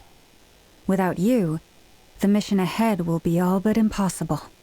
Then try to remember that I respond better to the carrot than the stick. And I don't appreciate being bossed around. Now, as for you, Missy, you were excellent. You stuck to the rules of the ceremony and kept your mouth shut the entire time. Bravo. Cool. So, can you fill me in on the deets now? Most of what I saw went right over my head.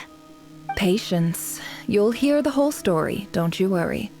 But let's meet up with the others first. It will save me narrating it twice. Yehoda? Yes, boss! Let me get that door for ya. That's more like it. For a moment there, I was worried you'd forgotten about the first clause of your employment contract. Forgive my curiosity, but what does the first clause say? It says I gotta do the annoying stuff that boss is too lazy to do for herself. Like opening the door, pouring the tea, yada yada. Is that right? If something is in the contract, it's because she willingly agreed to it. Rest assured that the Curatorium abides by the very strictest of labor policies. You don't seriously think I'm cruel enough to treat her like my slave? In any case, I've hardly shied away from my share of the work today. Hope I don't catch Flintz and Varka lounging about in their chairs, enjoying a leisurely cup of tea. There's nothing I dislike more than other people enjoying themselves while I'm hard at work.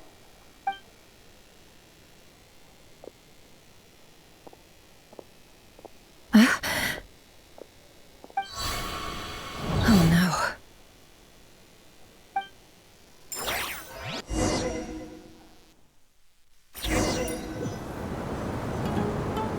Sorry to disturb you, but we seem to have run into some trouble.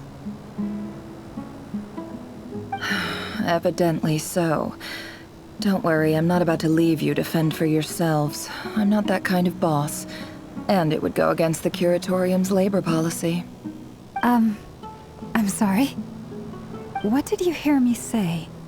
I wasn't talking about labor policy. Wait. How long have I been standing here? Not long. You just appeared by the door a moment ago.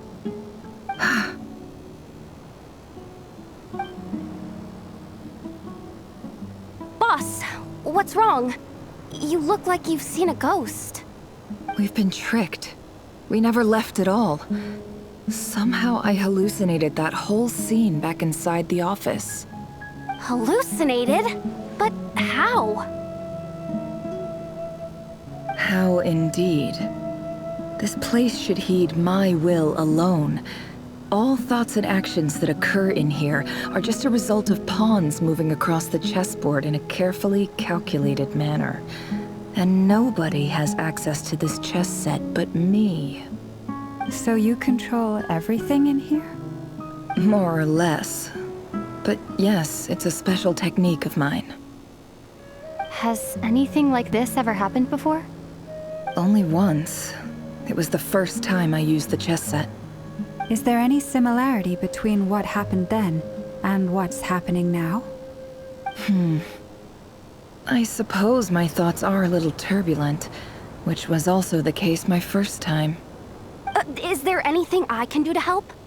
The first clause of your contract clearly states that I only need your help with things that I'm too lazy to do myself. Meaning, you're not feeling lazy right now? Meaning, this is not something Yehoda can help with. The chess set is a personal treasure that I alone understand. I must be the one to find our way out of here. Boss, it's fine. Really. Let me do something useful. Oh, listen to you. Whatever would I do without you, Yehoda? What? Really? Yes, really. Where would I ever find another employee as obedient and servile as you? God forbid anything ever happens to you. Oh, okay. Well, anyway, I was thinking of fetching some water. There's gotta be a source around here somewhere. I suggest everyone finds someplace comfortable to take a rest. We gotta conserve our energy. Even though all this chess malarkey doesn't exist in a physical sense, mentally speaking, it's all real. And so is our tiredness and fatigue. You don't want to dismiss mental fatigue. Just because it isn't physical doesn't mean it's any less serious. But anyway, I got your backs, so don't worry about a thing. Don't I have the best employees? Jealous much? If we can find a suitable time, I'd love to borrow Yehoda for a day to help out at the Frost Moon Scions. Would you be amenable to that, Boss Nefer? Oh, Lauma. Have I ever told you just how pretty you are? Beauty runs from the tips of your antlers to the depths of your imagination. Time to rally, everyone. Follow me. As we continue our journey, the same rules will apply. That means stay focused and no talking no matter what we encounter. And don't disturb the chess pieces. You have my word that I will get us all out of here.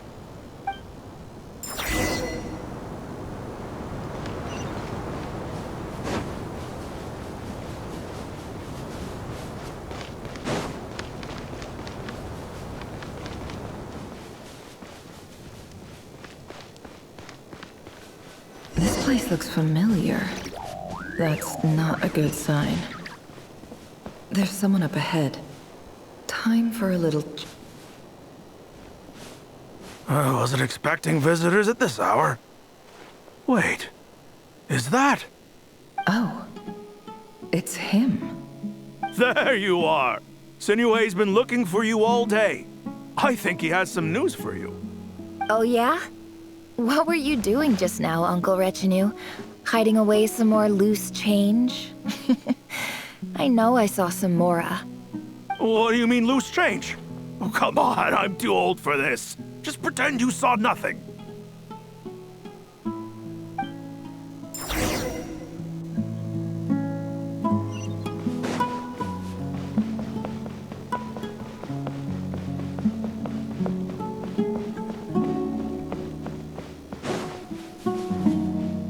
Hey, kid.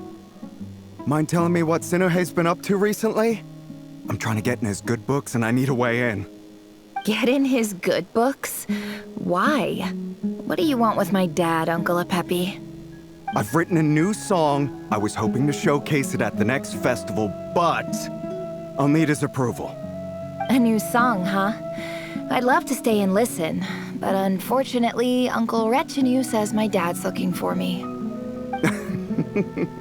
Well, there's plenty of time and I'm not going anywhere. See that pile of stones? I'll be sitting there warming up my vocal cords. Come find me when you're done. Pile of stones. Got it.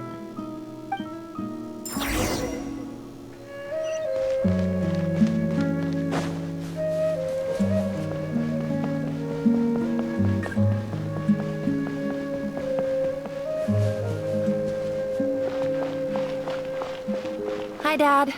Uncle Retinue said you were looking for me. Ah, there's my little princess. If you'd gotten back just a little sooner, you could have shared the spoils of war with me. Spoils of war? Who were you fighting against, Dad? It was just a figure of speech. The aftermath of a sandstorm is no time to be waging war. I was talking about our war against thirst. I went out to fix our water supply problem, and now I'm back. Which means... We have a well again! That's right. I found a new one and brought back as much water as I could carry. It should last us for a good while. If it wasn't for these blasted sandstorms, our wells wouldn't be caving in. And you wouldn't be spending all your time out searching for new water sources. As the chief of our tribe, I'm supposed to be leading us out of hardship and poverty, onto better things. You know how prosperous our ancestors were. I've told you all the stories. And look at us now, squeezed into these hovels. No one would choose this, if it wasn't for the endless wars over the years. But things are looking up.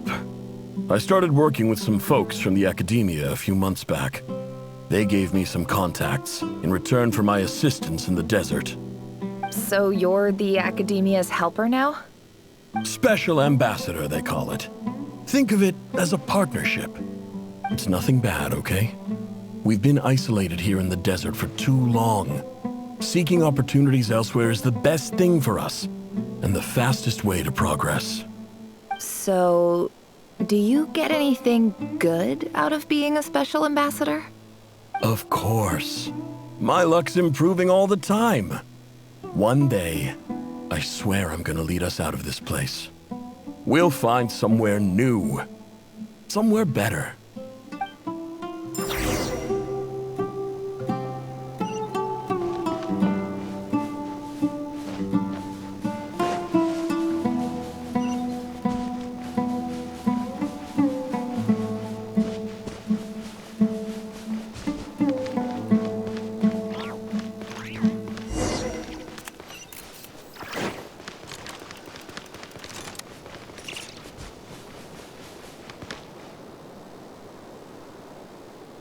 That's our well, and you know it. You stole from us. Well, you've gone from chief to thief, and now you have to face the consequences. Did you really think you could take our water without permission and get away with it? You're either brave, stupid, or both. And that Special Ambassador Act? Yeah, nice try! We spoke to the Academia. They said it was all news to them. You're a liar and a cheat!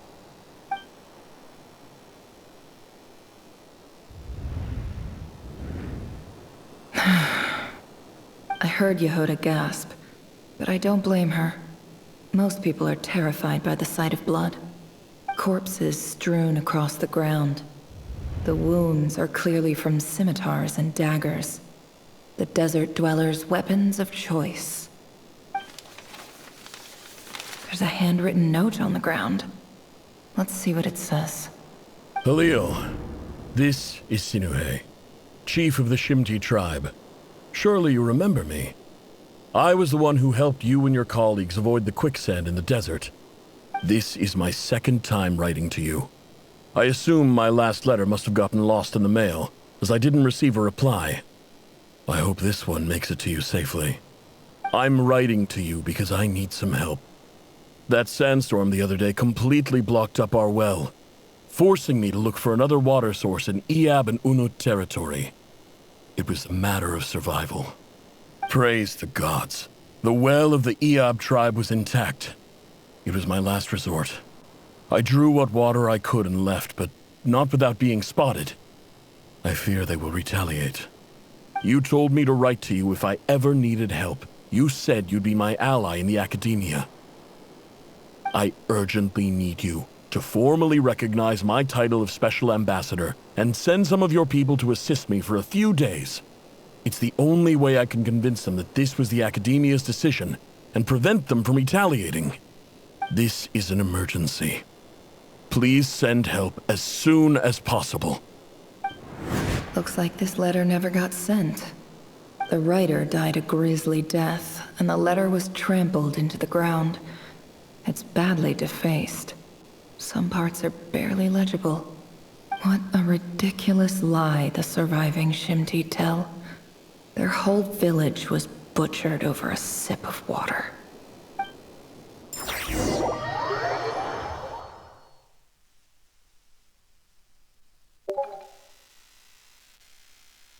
Ah, officer. Welcome. Welcome to our humble village.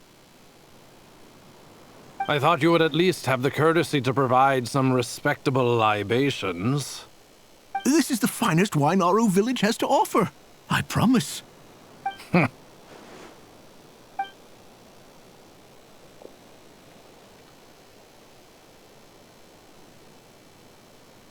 The Academia has agreed to reserve a single space for a candidate from your village. But I remain skeptical of this entire endeavor. I highly doubt anyone in this desert possesses serious academic potential. Please, have faith. If not in us, then in our God. The child we found shows great promise. I beg you, take her away from this place. Give her a chance. Don't let her talent go to waste. I don't recognize her. New arrival? She showed up here a few days ago and we took her in. She's a really bright kid. Please help. I'm begging you. So, where are you from? Nowhere special. Just a sand dune. What about the rest of your family? How many of you are there? Just the one. It's only you? Correct. So, no brothers, no sisters, no mother or father? Any who have slept on a bed of sand, I call my brothers and my sisters. Apart from that, I have no family. All right. Get over here. Sign your name on the form.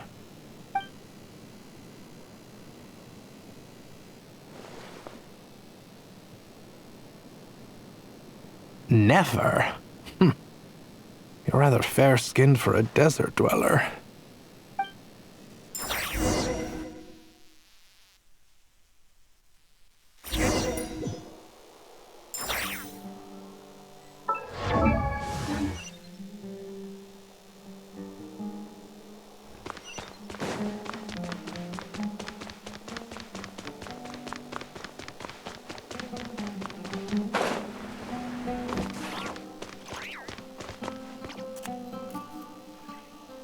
Nefer, this term's assignments have been issued already.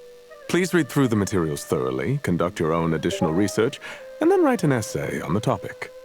Yes, Professor, I'm aware. I just had a couple more questions I wanted to get your perspective on. Oh? Please, ask away.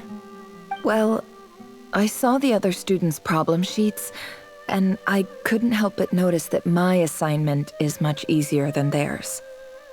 Do you really think I'm a weak student? A weak student? Goodness, no.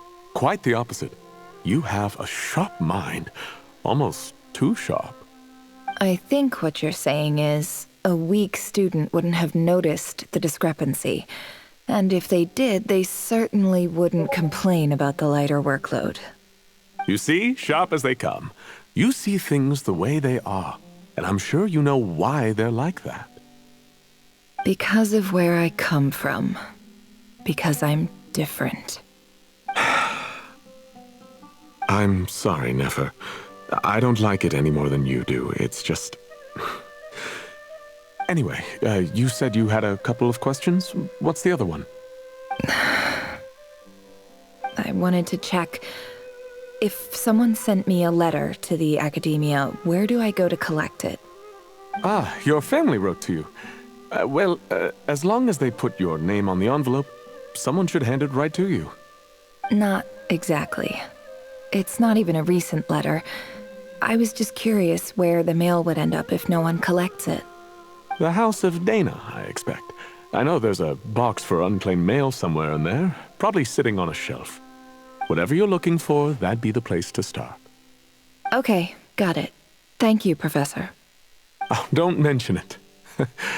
Honestly, I feel like I failed you.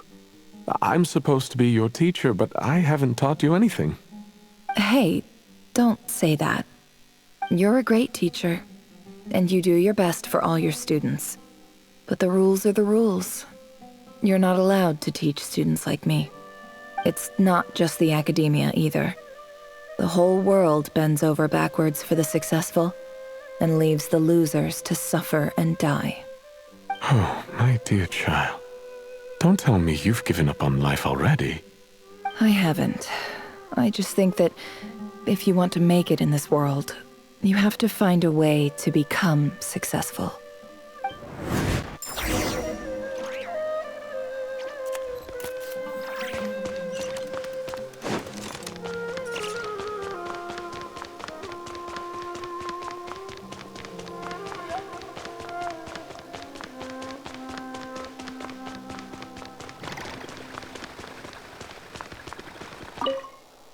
This must be it.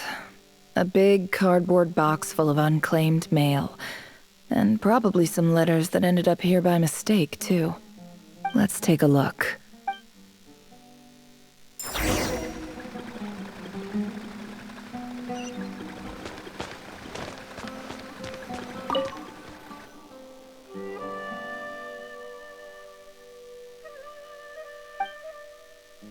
A dilapidation survey from Port Ormos. Looks like it's from a Core of 30 representative. What a strange thought. A bunch of mercs losing sleep over rundown buildings. This one was never even opened. I guess the recipient didn't care what the Core of 30 had to say about anything. Who was it addressed to? I don't recognize the name, but it must have been a Kasharawar professor. This one is addressed to the Immorta Sage. The title is Changes Observed in Satyavada Life Symptoms. Why do all these letters read like full-blown dissertations? Guided by the incense, we became lost somewhere in the forest. All the barriers between levels of consciousness disappeared as our minds soared around in circles, looking for a branch to seek refuge on. In clinical terms, these symptoms fit the description of incense poisoning.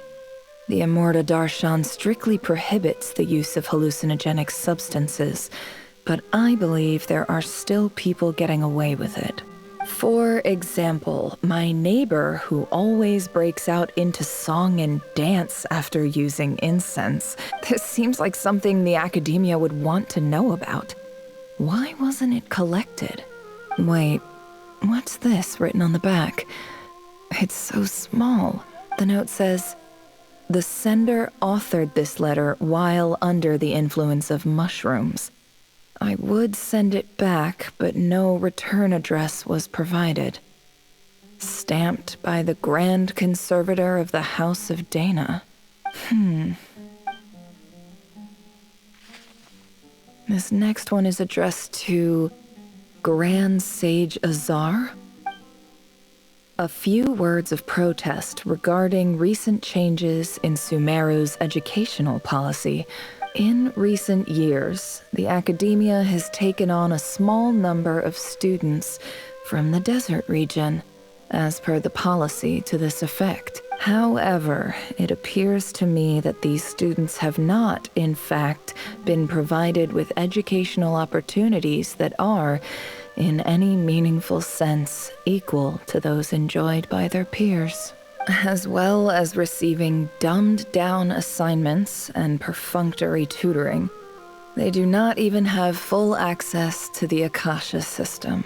Education is the fundamental purpose of this institution, which should go without saying in a nation whose founding virtues are knowledge and wisdom. I ask you, is the lip service we pay to the policy of education for desert students truly the standard of pedagogy to which the academia aspires?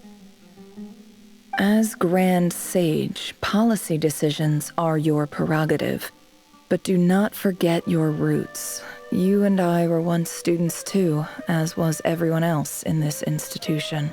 I do hope you will give some serious attention to this matter. I encourage you to discuss issues like this with myself and others, and listen to some alternative opinions. Great letter. Shame it didn't get to where it needed to go. And the sender is... Sage Cyrus of Spontamod. I didn't realize anyone else even knew how bad students like me have it in this place. So this is where letters from the Sage of Spontamod end up? Nice one, Grand Sage.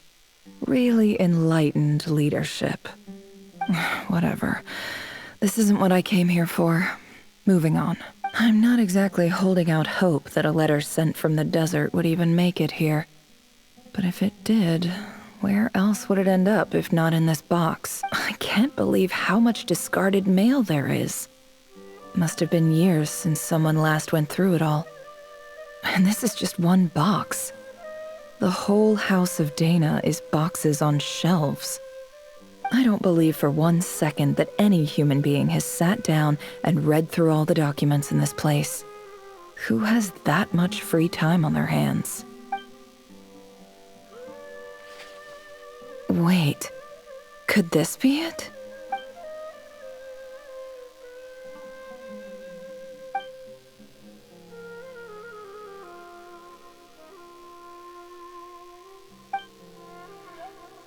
Greetings, Halil.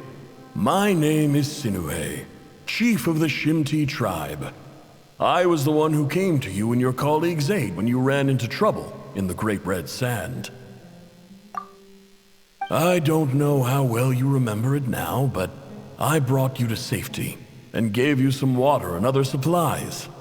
You seemed very pleased and told me your name. In my tribe, learning a person's true name is serious business, and I therefore see you all as friends. You were kind enough to leave your contact details so we could stay in touch. The Shimti tribe lives a harsh, nomadic existence in the desert. You were sympathetic towards my plight, promising to make me a special ambassador of the academia and help us find a way to make a better living. This brings me to my reason for writing. Our tribe has fallen on particularly hard times, and I would like to ask for your assistance. There was a terrible sandstorm a few days ago, which blocked up the well in our land. To ensure my people's survival, I had no choice but to venture into Iyab and Unut territory in search of an alternate water source. The Iyab and Unut are descended from the Thamudians, while we trace our ancestry to Tulatala. We worship the Lord of Flowers and have had relatively good relations with our fellow tribes up until now. I found a well belonging to the Iyab tribe. They declined to help us, but I really had no other option, so I took some water to keep me and my tribe alive. My actions are certain to incur their wrath. When we met, you assured me that you would be my ally in the academia. I would like to take you up on that offer, because I really need your help. I wonder if you could send an academia representative to meet with me. That aside, the last time you were here, you mentioned that the academia had started accepting students from the desert, and I told you a little about my daughter, Nefer. We have next to no resources here in the desert, and my power and influence are limited. Would you consider enrolling my daughter at the academia? She is a smart girl. I know she won't disappoint you. From the outset, the academia never took you seriously. Those things they promised were just empty words. I doubt they even remember the name Sinuhe. And you were so emphatic that your luck had finally changed for the better. You swore you'd lead us to a better place one day. You spoke with such conviction, like you were the most powerful chief in the whole desert. You liar. You lied about everything. You promised the world and delivered on none of it. And who fell for it? Just me, by the looks of it. Despite your best efforts. Which makes you a pathetic liar. You weren't even any good at it. I think I'll take over from here. Let me show you how it's done.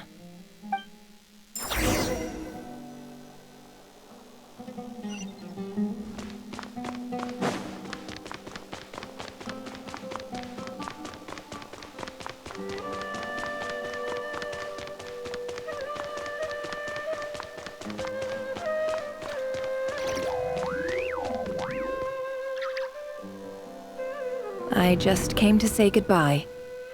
Thanks for everything you've done for me in my time here. Nefer? You packed your bags. Where are you going? I'm quitting. Something's come up in my hometown. Gonna head back and deal with it. Huh? But this was a hard-won opportunity for you. You know that better than I do. It was, but it doesn't matter. I have more important things to deal with, and they can't wait. Oh, and I didn't want to overfill my bags, so I left some incense on your desk.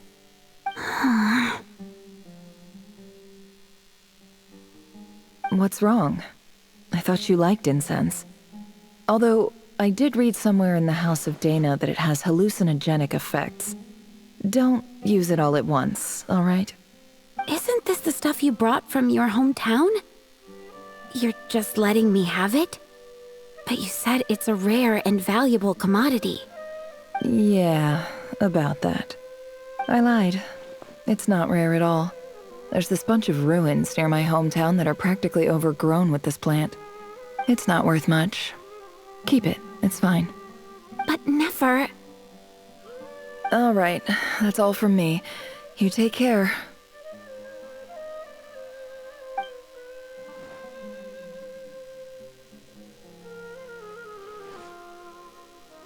Don't forget me, okay? I mean, we're more than just classmates, right? We're friends. Yeah, I'll remember you. I lied again. That incense is worth a fortune, and it's a rare find even in those ruins. And as for remembering her, I have far too much to do when I get back. No time to reminisce. I'll be lucky if I even make it through this alive. But either way, I expect I'll forget you pretty quickly.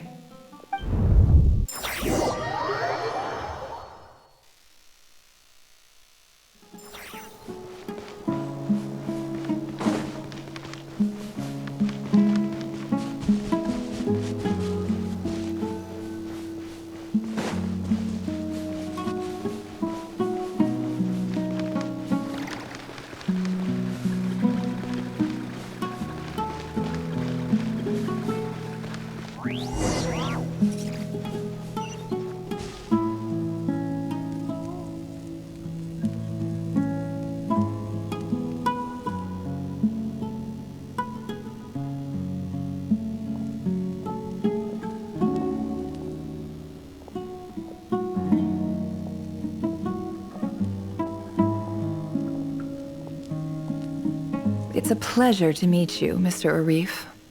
So, what does the Academia want? Since they've sent their special ambassador, I assume there's a big business deal to be made. If not, I'd be very disappointed. Please, sir, lower your blade. You're lucky I'm the one they sent. Not all special ambassadors share my admiration for the Iab people.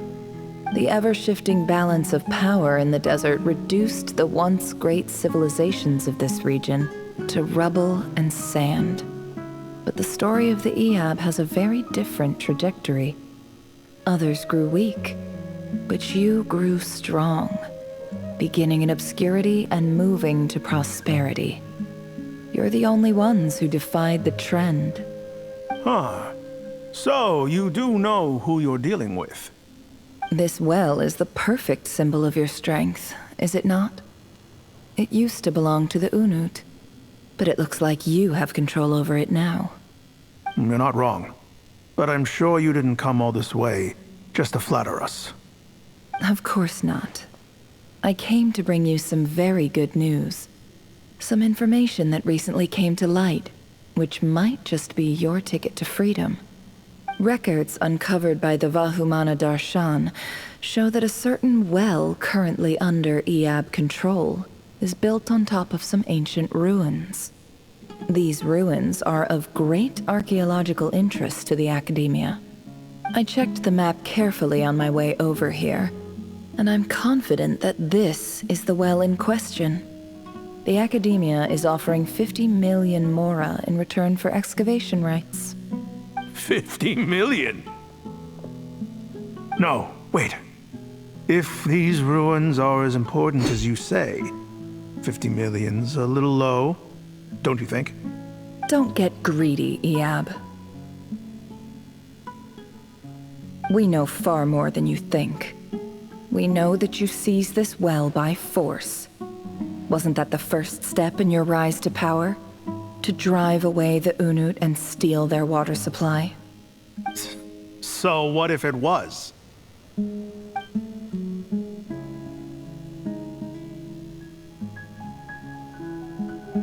Don't worry. As unscrupulous as it was, it's something we're willing to overlook. The Academia is only interested in dealing with the de facto power holders in the region. I hope I am making myself clear. And I hope your words are the truth. If I find out the Academia is trying to play me, I'll hunt down every one of your people and make you watch as I cut their heads off one by one. I assure you, Chief, that would not be in your long-term interests. You don't want to make an enemy of the Academia. You see how I'm dressed, don't you? I appreciate that you've never been to the rainforest, but surely even you recognize an ambassador's attire when you see it. And what does a barbarian like you have to lose anyway? You really think the Sumeru Academia would bother to come all this way just to lie to you? We have more important things to worry about. All right, I take your point. The Academia is the highest authority in the land. I'm sure you're trustworthy people. In that case, we have a deal. We will sell you the excavation rights. I'd like to thank you, Ambassador. This is good news indeed. Excellent news. In fact, it calls for a celebration. Would you do us the honor of staying a while and enjoying some Eab hospitality? Gladly. I am partial to wine myself, and I trust you are as well. So let's indulge in a few drinks together, in celebration of this momentous occasion.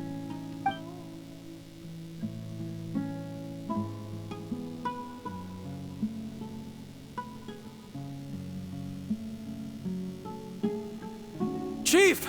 Chief, it's an emergency! It's the Unut. They've taken the well. What? Well, don't just stand there. Take it back. Yes, Chief. I have every confidence in the Eab's military superiority, and yet... Well, what is it? The Unut's response was alarmingly fast.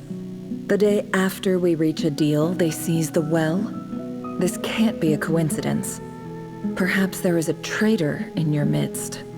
I don't think so. I am obliged to remind you, Chief, that the Academia will only deal with the de facto power holders. If you cannot regain control over the well, I'm afraid you won't see a single mora of that 50 million. No! Please, Ambassador, just give me some time. I swear the Unut will not get away with this. That well is ours, and so is the mora. Glad to hear it. I will wait here for an update. If there is a traitor, I will find them. In the meantime, make yourself at home. I'll report back as soon as I have an update. Much obliged. Wow. All it took was a few words and I've got him wrapped around my finger. What an amazing feeling. So, in summary, Ambassador, the Academia would rather negotiate with our tribe instead of the Eab, yes? The Eab are ruthless murderers who don't listen to reason. And now they have the gall to interfere in our research projects in the desert region. So let me ask you, Chief, if you were the Academia, what would you do? Kill them all, of course. Precisely. The Academia does not tolerate those who stand in our way. The Eab have held back our academic pursuits for too long, and our patience is wearing thin. At the same time, there is simply no way that the Academia can be seen to be intervening in desert affairs. I'm sure you understand where I'm coming from. We have our own rules out here. If the rainforest dwellers raised arms against a desert tribe, it'd start a bloody war. Right. We can't confront them ourselves, but we can support their enemies. The Unut have always had strained relations with the Eab, which makes you our natural allies. Natural allies. Weren't the Eab your allies once? You were quick to send them after us to protect your interests back when we stole that water. And now look at you. You're at each other's throats. Let me be clear. The Academia wishes to collaborate with the legally recognized rulers of the desert in this matter. We are asking for excavation rights to that well, and our offer is 50 million mora. Say no more. I believe we have an understanding. Good. Then I suggest you get to work. Get us access to that well, and the mora's yours. You see, Dad? Lying is easy when you know how. People will believe anything.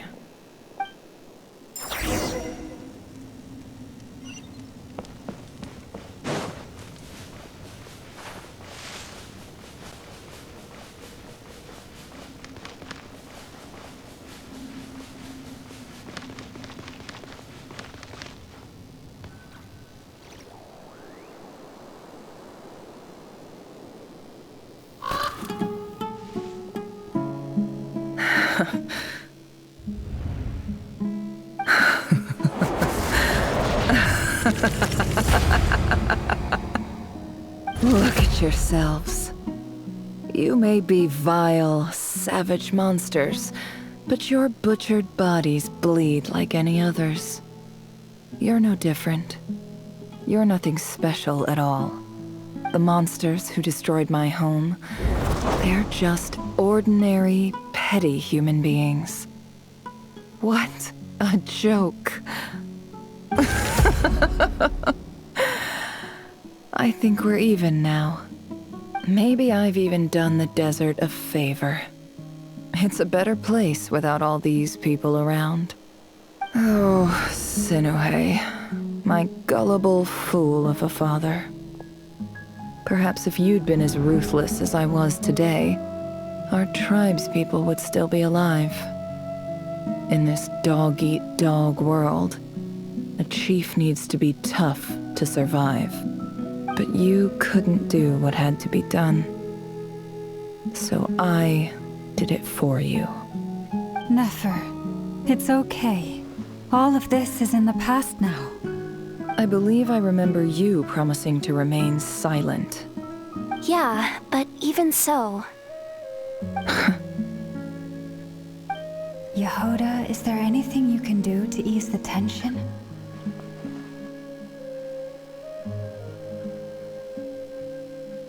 Alright, time for a sharp turn onto a completely different topic.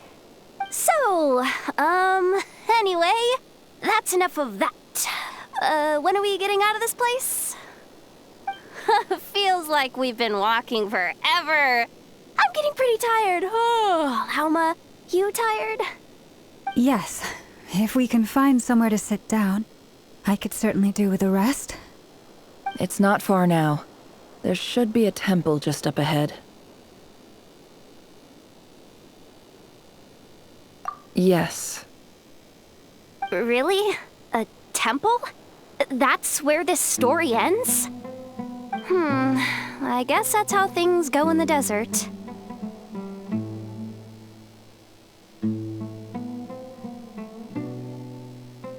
Desert dwellers can never escape their destiny. Or so everyone says. I never wanted to believe it, but looking back now, I'm as desert as they come. You mentioned a temple. What's waiting for us there?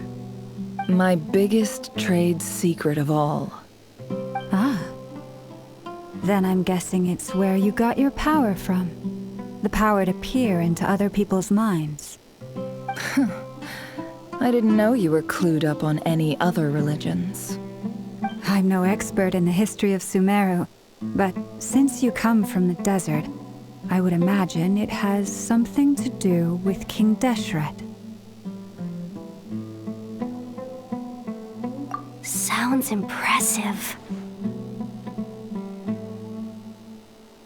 Ah, I know who you mean. General Mahamatra Sino. The spirit of Hermanubis dwells within him. That's Boss Neff for ya. She knows everything. Sino's hardly a figure of obscurity, but I know about Sethos too. What about him? Is he a big deal or something? Well, he's not a small deal, let's put it that way. Please, this is the bare bone basics. Save the flattery. Thanks for your patience, everyone. I'm sure it's been a lot to take in. With any luck, that's our exit just up ahead.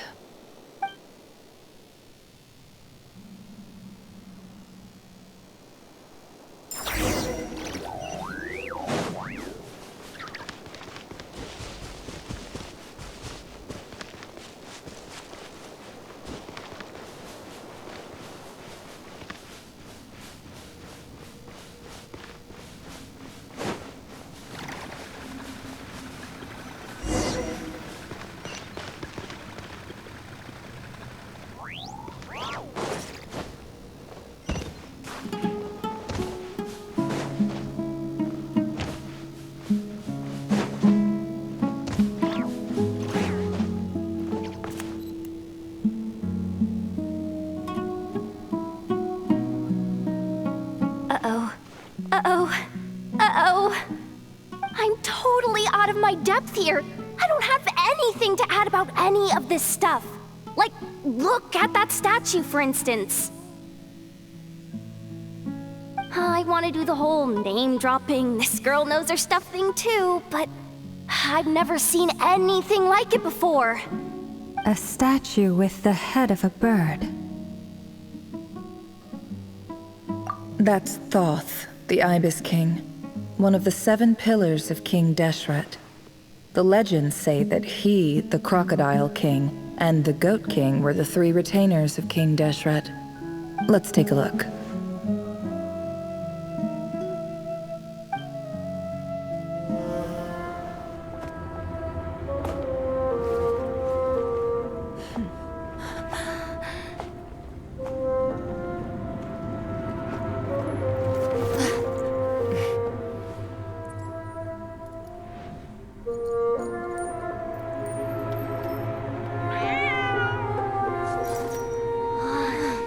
It's just Ashru. So, all is well?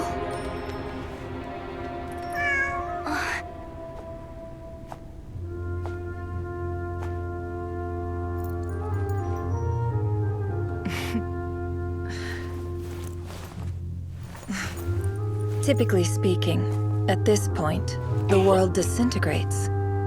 Then we find ourselves back in the outside world. Besides, these are my memories. There's nothing to fear. You're sure? Of course. It's almost over.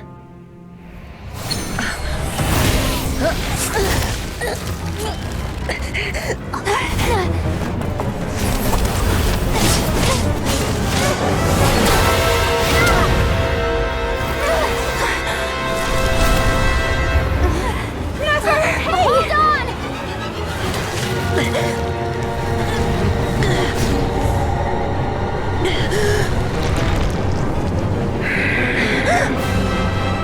Knowing too much is always a death sentence. Speak for yourself.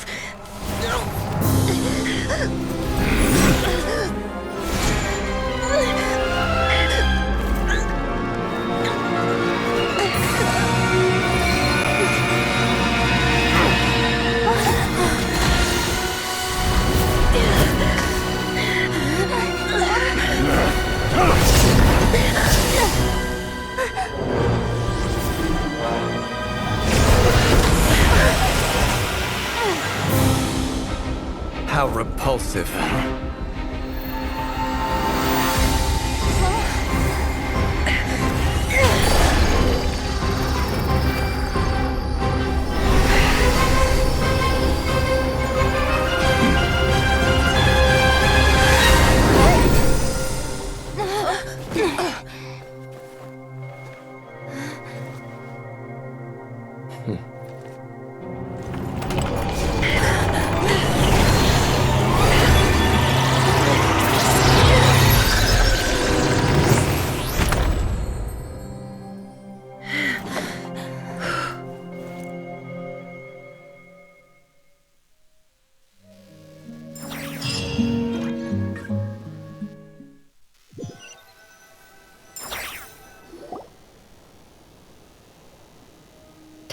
pretty well, didn't I?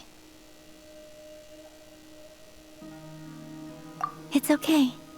I'm just glad no one was hurt. Paimon noticed you doing something too, Dainsleif. Were you helping get them out? Of course. When I asked Nefer to conduct this investigation, I was not naive to the dangers involved.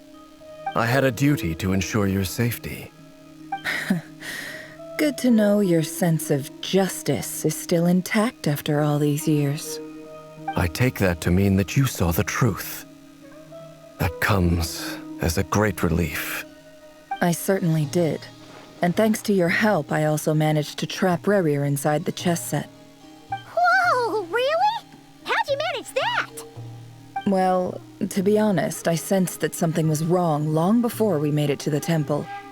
By using this fragment to probe into Rerir's past, well, the monster formerly known as Rerir, it seems I alerted him. I was tracking him, then he caught on and started tracking me too. Can't say I'm surprised. But how did he track you through your thoughts alone? That shouldn't be possible. Rerir was a secret agent who reported directly to the Vinster King. He is an expert at finding a trail and hunting down his pursuers. No wonder. He infiltrated the chess set, read my thoughts, and built a new virtual chess set inside of it. That's why we weren't able to leave at first. Speaking of your chess set, it's quite a remarkable item. Would I be right in thinking you have some connection to King Deshret? You overestimate me. I only have a connection with one of his underlings, the Ibis King. You all saw how this came to be. A long time ago, the Iab massacred my tribe, the Shimti, in our home village. A few years later, I enrolled in the academia, where some new information came to light. The Unut and the Iab fought a bitter battle over the rights to a well, all for the sake of a non-existent 50 million mora. The Iab ultimately won that confrontation, but their victory came at the cost of almost every warrior in the tribe. The final blow to the Iab came at the victory feast, when an Unut assassin beheaded their chief right before my eyes. The remaining Iab fled and have been scattered to the winds ever since. Having gotten my revenge, I returned to my hometown, where to my surprise, the nearby temple was still standing. There it was, seemingly immune to the relentless hostility of the desert, while my tribal home lay in ruins. As I stood there gazing at the temple, I noticed a cat just outside. This cat, as it turned out, was home to the spirit of the Ibis King. He led me to a gate deep inside the temple, and there he made a deal with me. This chess set is my gift from the Ibis King.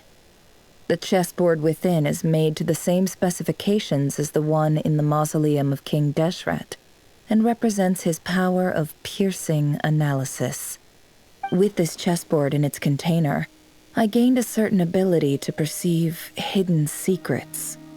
Now, you could conclude that the Ibis King simply wanted to give the people of this world the power to seek the truth, but I don't believe that's the full story.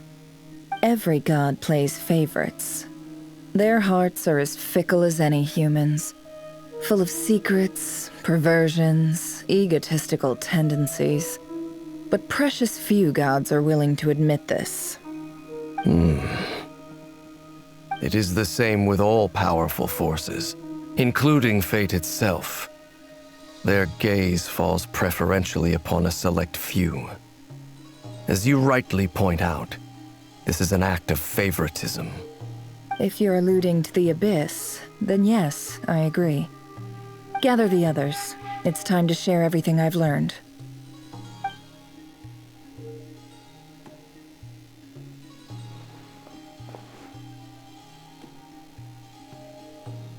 Thank you all for being here. As promised, I did some further investigating into the Raker of Solnari's background. I am pleased to report that the investigation has been most fruitful indeed. The Raker of Solnari, real name Rerir, was once a Conrian subject who served the Vinster King. I will now share the important details of his story. Please save any questions or comments for the end.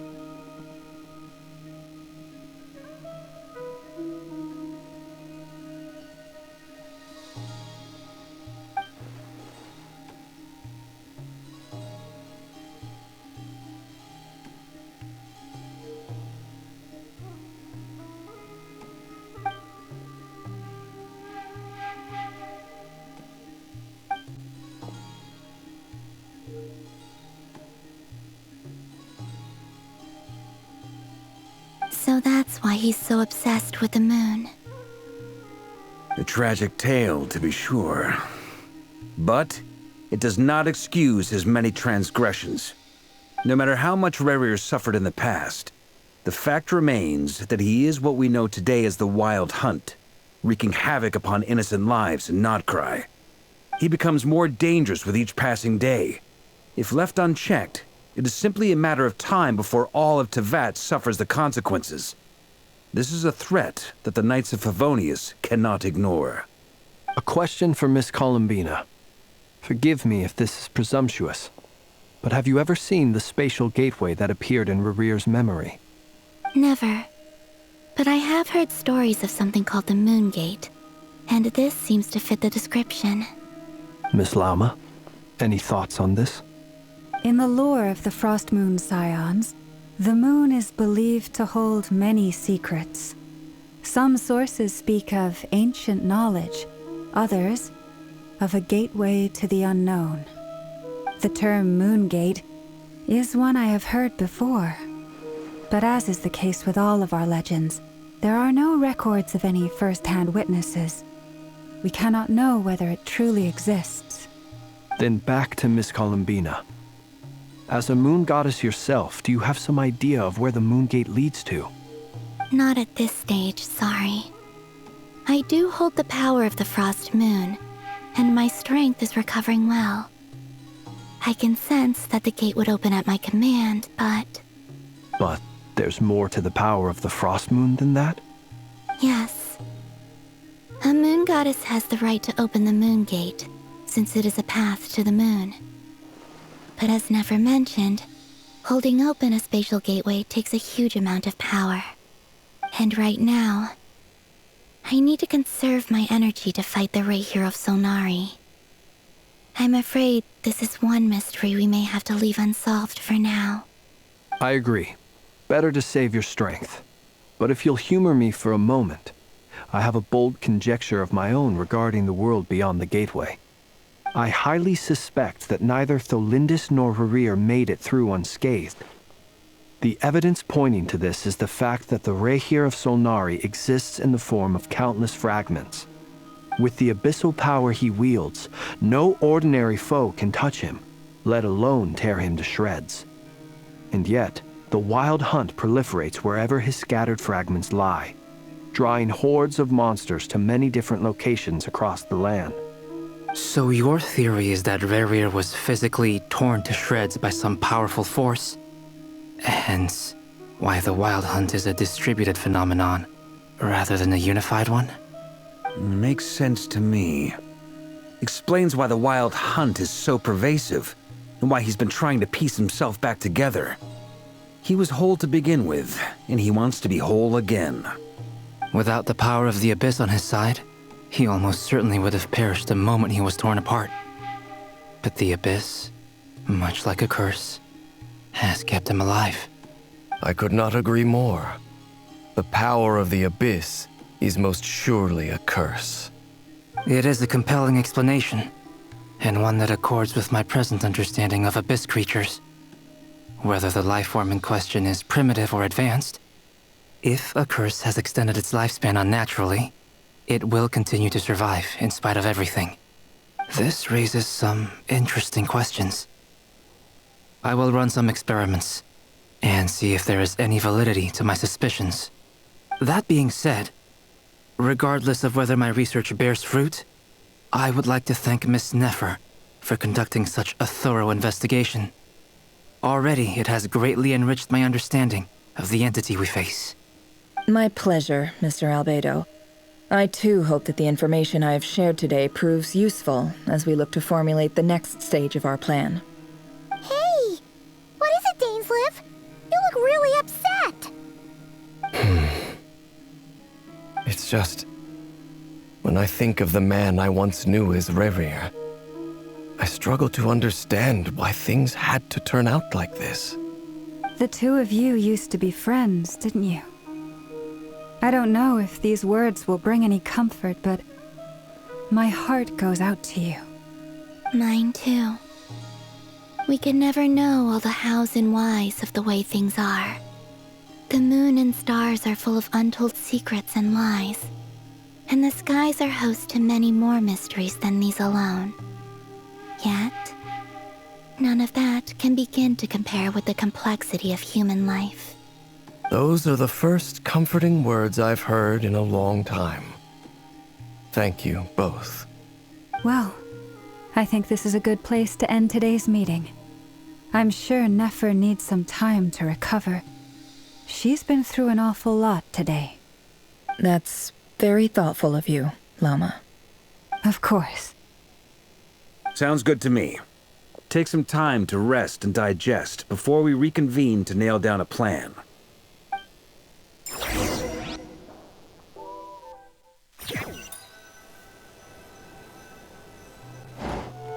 Hey, is this a bad time? Hope I didn't kill the conversation. Nice room. Oh, I'm not coming in, though. Why not? It's just a hotel room. If it's all the same, I'll just stay out here. I might not look the part, but I'm technically a knight. Barging into people's private quarters isn't the kind of thing we do.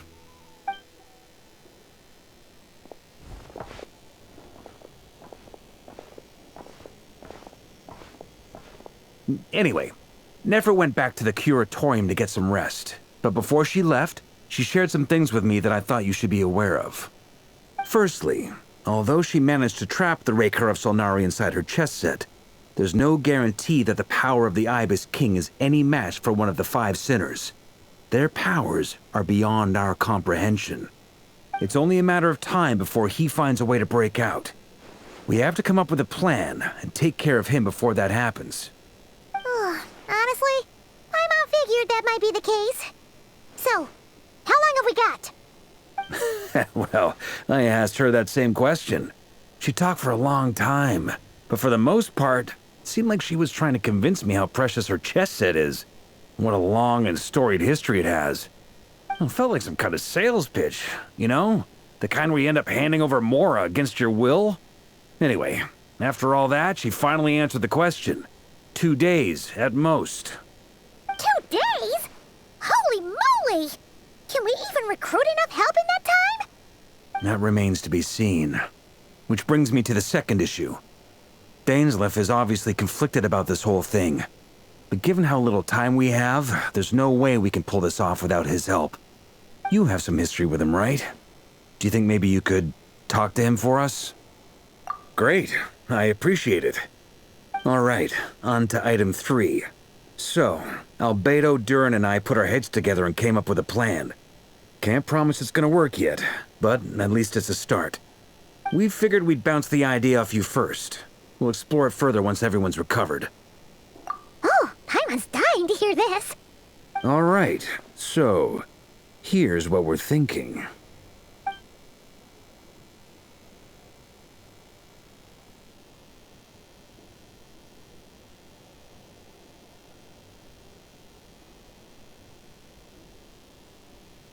We felt a little uneasy about roping you into this. I mean, Firstly, you're not locals, and secondly, none of us are your boss. You're well within your rights to refuse if you so choose. Roping us in? Why would you even say that? We know the stakes here. It's all of us against the Rayher of Solnari, or none of us stand a chance. I choose my words very intentionally, I'll have you know. I like to think there's an art to striking a down-to-earth tone even when the stakes are through the roof. Sir Varka, I have a few thoughts about this plan. I'm all ears. I think we can be more flexible with how the roles are allocated. In my view, the most sensible lineup would be like this.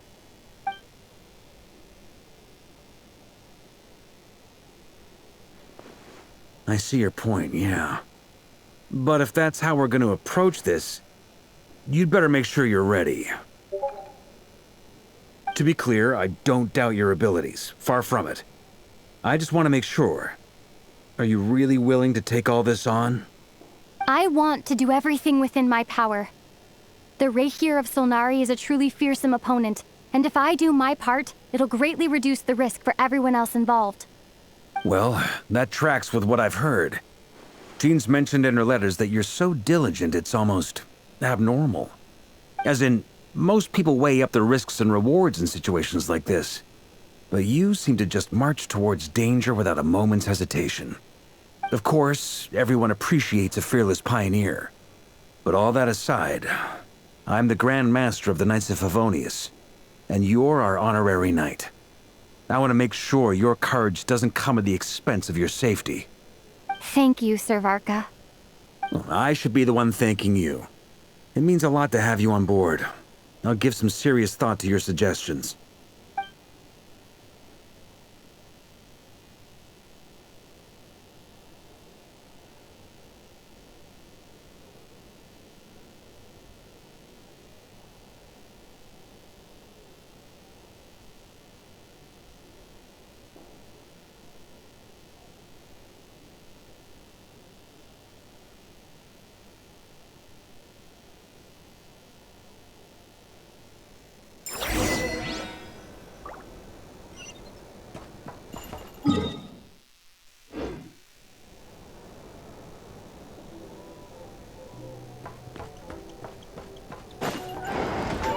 Running late again.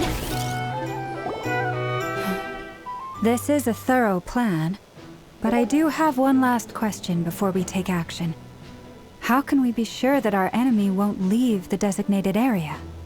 Great question. Albedo's been hard at work analyzing Rayher and the Wild Hunt's behavioral patterns. His conclusions are as follows. Firstly, from the earliest known confrontation until now, Rayher has never displayed any ability to manipulate the dimension of space. So it's unlikely he has any power in that domain. Secondly, he seems to have a particularly strong vendetta against our group. If we put him in a fight-or-flight situation, he'll choose to fight every time. Thirdly, finally, and most importantly, he is consumed by hatred, both for the moon and for his enemies. Turns out, we tick both of those boxes. We have a reincarnated moon in our ranks, and a spy who accessed his private memories without permission. He'll be baying for blood, not looking to escape. As someone who's had their fair share of interactions with the Wild Hunt, those all seem like valid observations to me. Understood. Then I will defer to the verdict of the group. Well, everyone, that's the plan in full detail. Albedo and Durin are carrying out their part as we speak. Plan approved. Scheduling. Okay, any firepower you need, I got you covered. Let's light this baby up. The Frost Moon Scions are behind you as well. And the rest of you?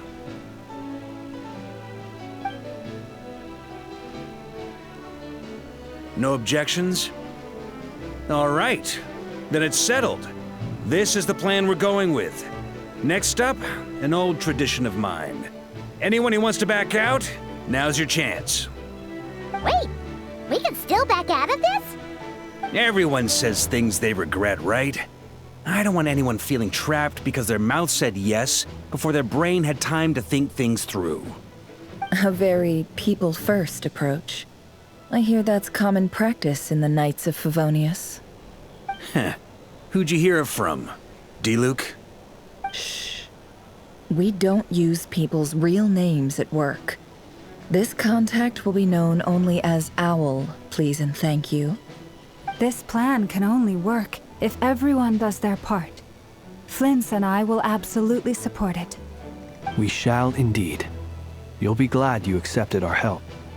Also, you are the last person I expected to see here, Miss Dory. It's not often I get called Dory in a work context.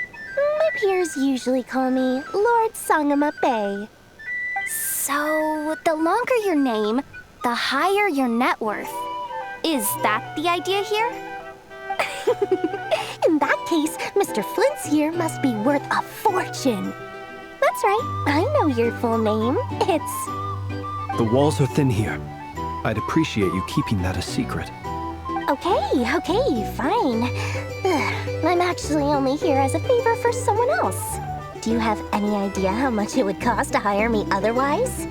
Oh! Does this mean someone out there actually has the power to boss Dory around? It most certainly does not.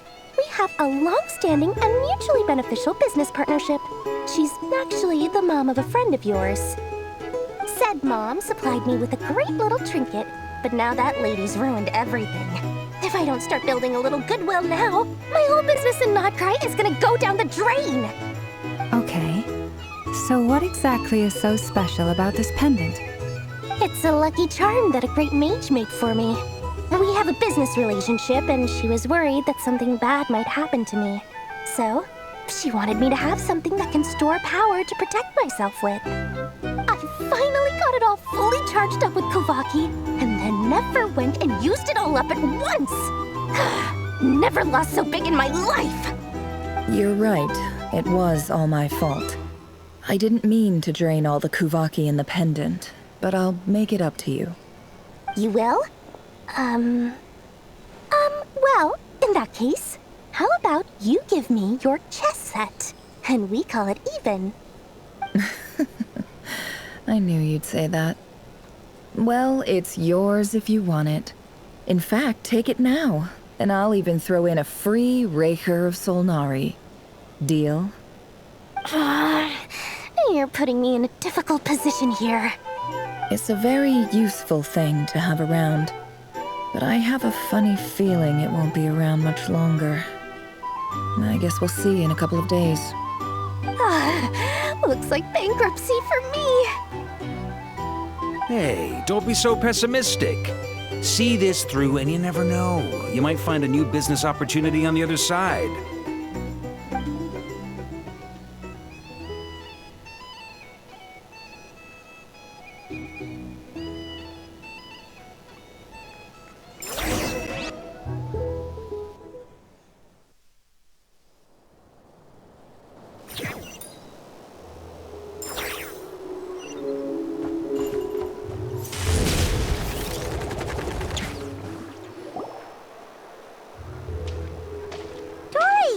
How are things going? Feeling ready? Oh, I was born ready. We only have 2 days. You think Lord Sangama Bay would let an opportunity like this slip by? Don't forget, when something's in high demand, the people with the goods on hand get to charge the highest price of all, even higher than the sellers taking advance orders. Ta-da! See? It's right here. Oh, it's so pretty. Did you make it? No, I have a supplier. We go way back, so he made me a very attractive offer. Aha!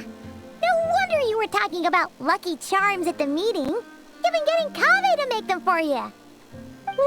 That's not the full story.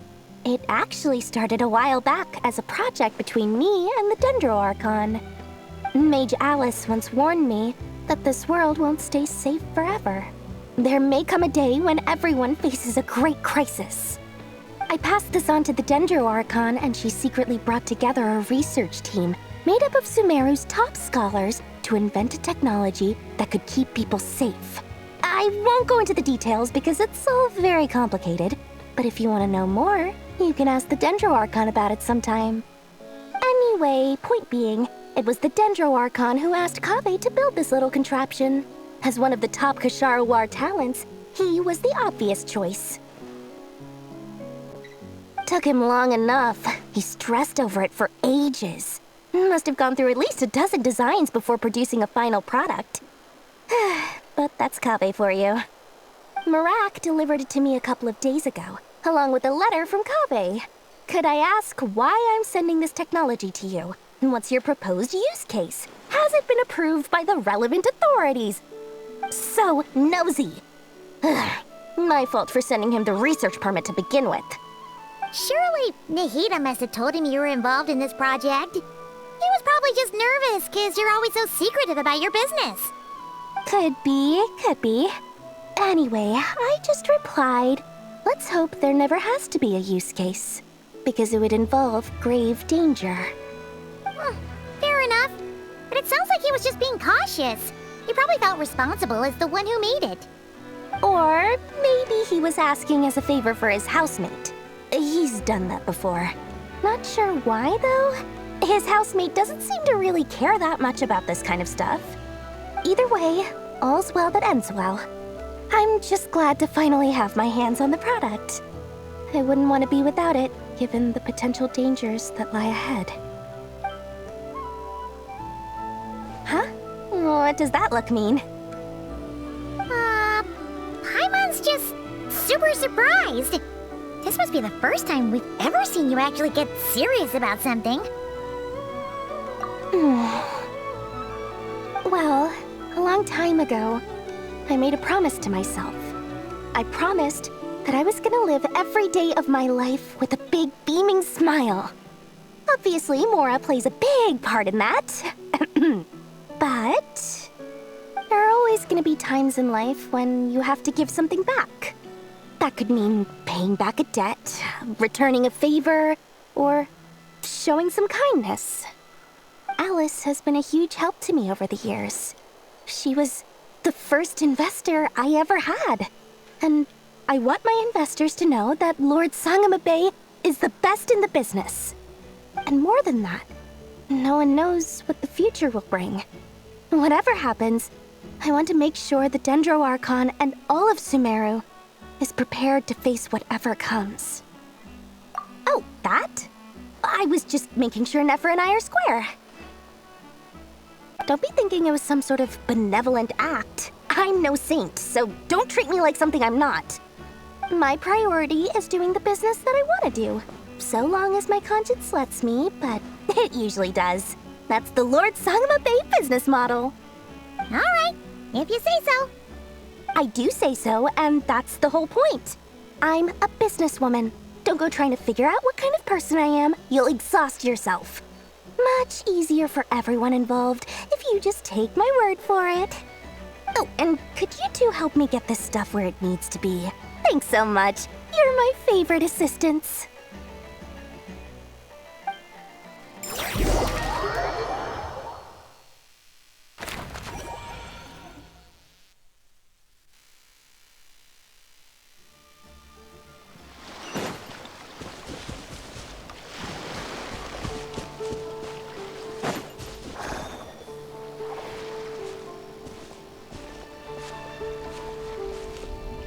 Traveler, Paimon, it's good to see you. Everything going smoothly over here? Sort of. As you're probably aware, Varka, Durin, and I captured some abyssal creatures from the Wild Hunt. Per the plan, we dissected and analyzed some samples of these creatures. The process went very smoothly. The findings, however, come with some troubling implications. What? You can actually dissect the Wild Hunt? That depends on your definition of Wild Hunt and dissection. Harmless, lifeless. These words are accurate descriptions. The Wild Hunt is an interesting phenomenon. In and of itself, it doesn't seem to possess anything akin to a human personality. But taken as a collective, the medium through which the Wild Hunt is summoned does appear to have a soul. Master griped a lot about the wise Horoptatir, and seemed somewhat fascinated with the foul Sirtology. But she barely mentioned Rerir at all.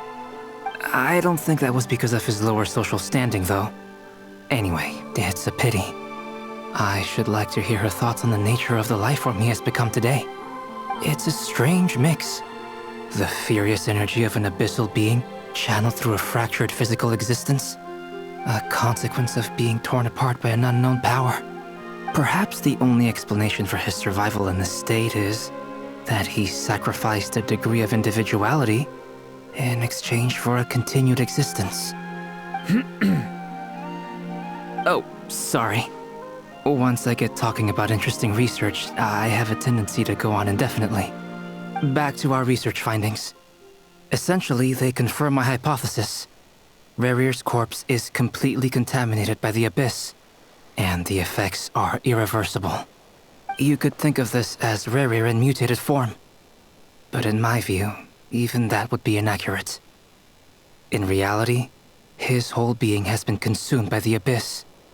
In other words, he is now nothing more than a manifestation of abyssal power. Unfortunately, at present, we have no means of completely eradicating abyssal power. Hence, we cannot fundamentally destroy the Rayhir of Solnari either. Oh, that's terrible news! So, that's it? We can't defeat him? Not even if we get the power of the Three Moons? Miss Columbina's situation is a difficult one. She can never achieve wholeness when the world does not accept her presence. It's as if her creator banished her to a place she can never be accepted. It means she spends most of her energy just on her own survival. Given the circumstances, it's only natural to despair. But we must see this plan through to the end. Time to kick off the backup plan. Oh, Paimon almost forgot! This is for you. Dory asked us to bring it. Ah, how wonderful. Well, thank you for making the trip. Durin and I will be heading off shortly. I'm sorry I won't be there to protect you in person this time. Please be careful. All right then. Stay safe.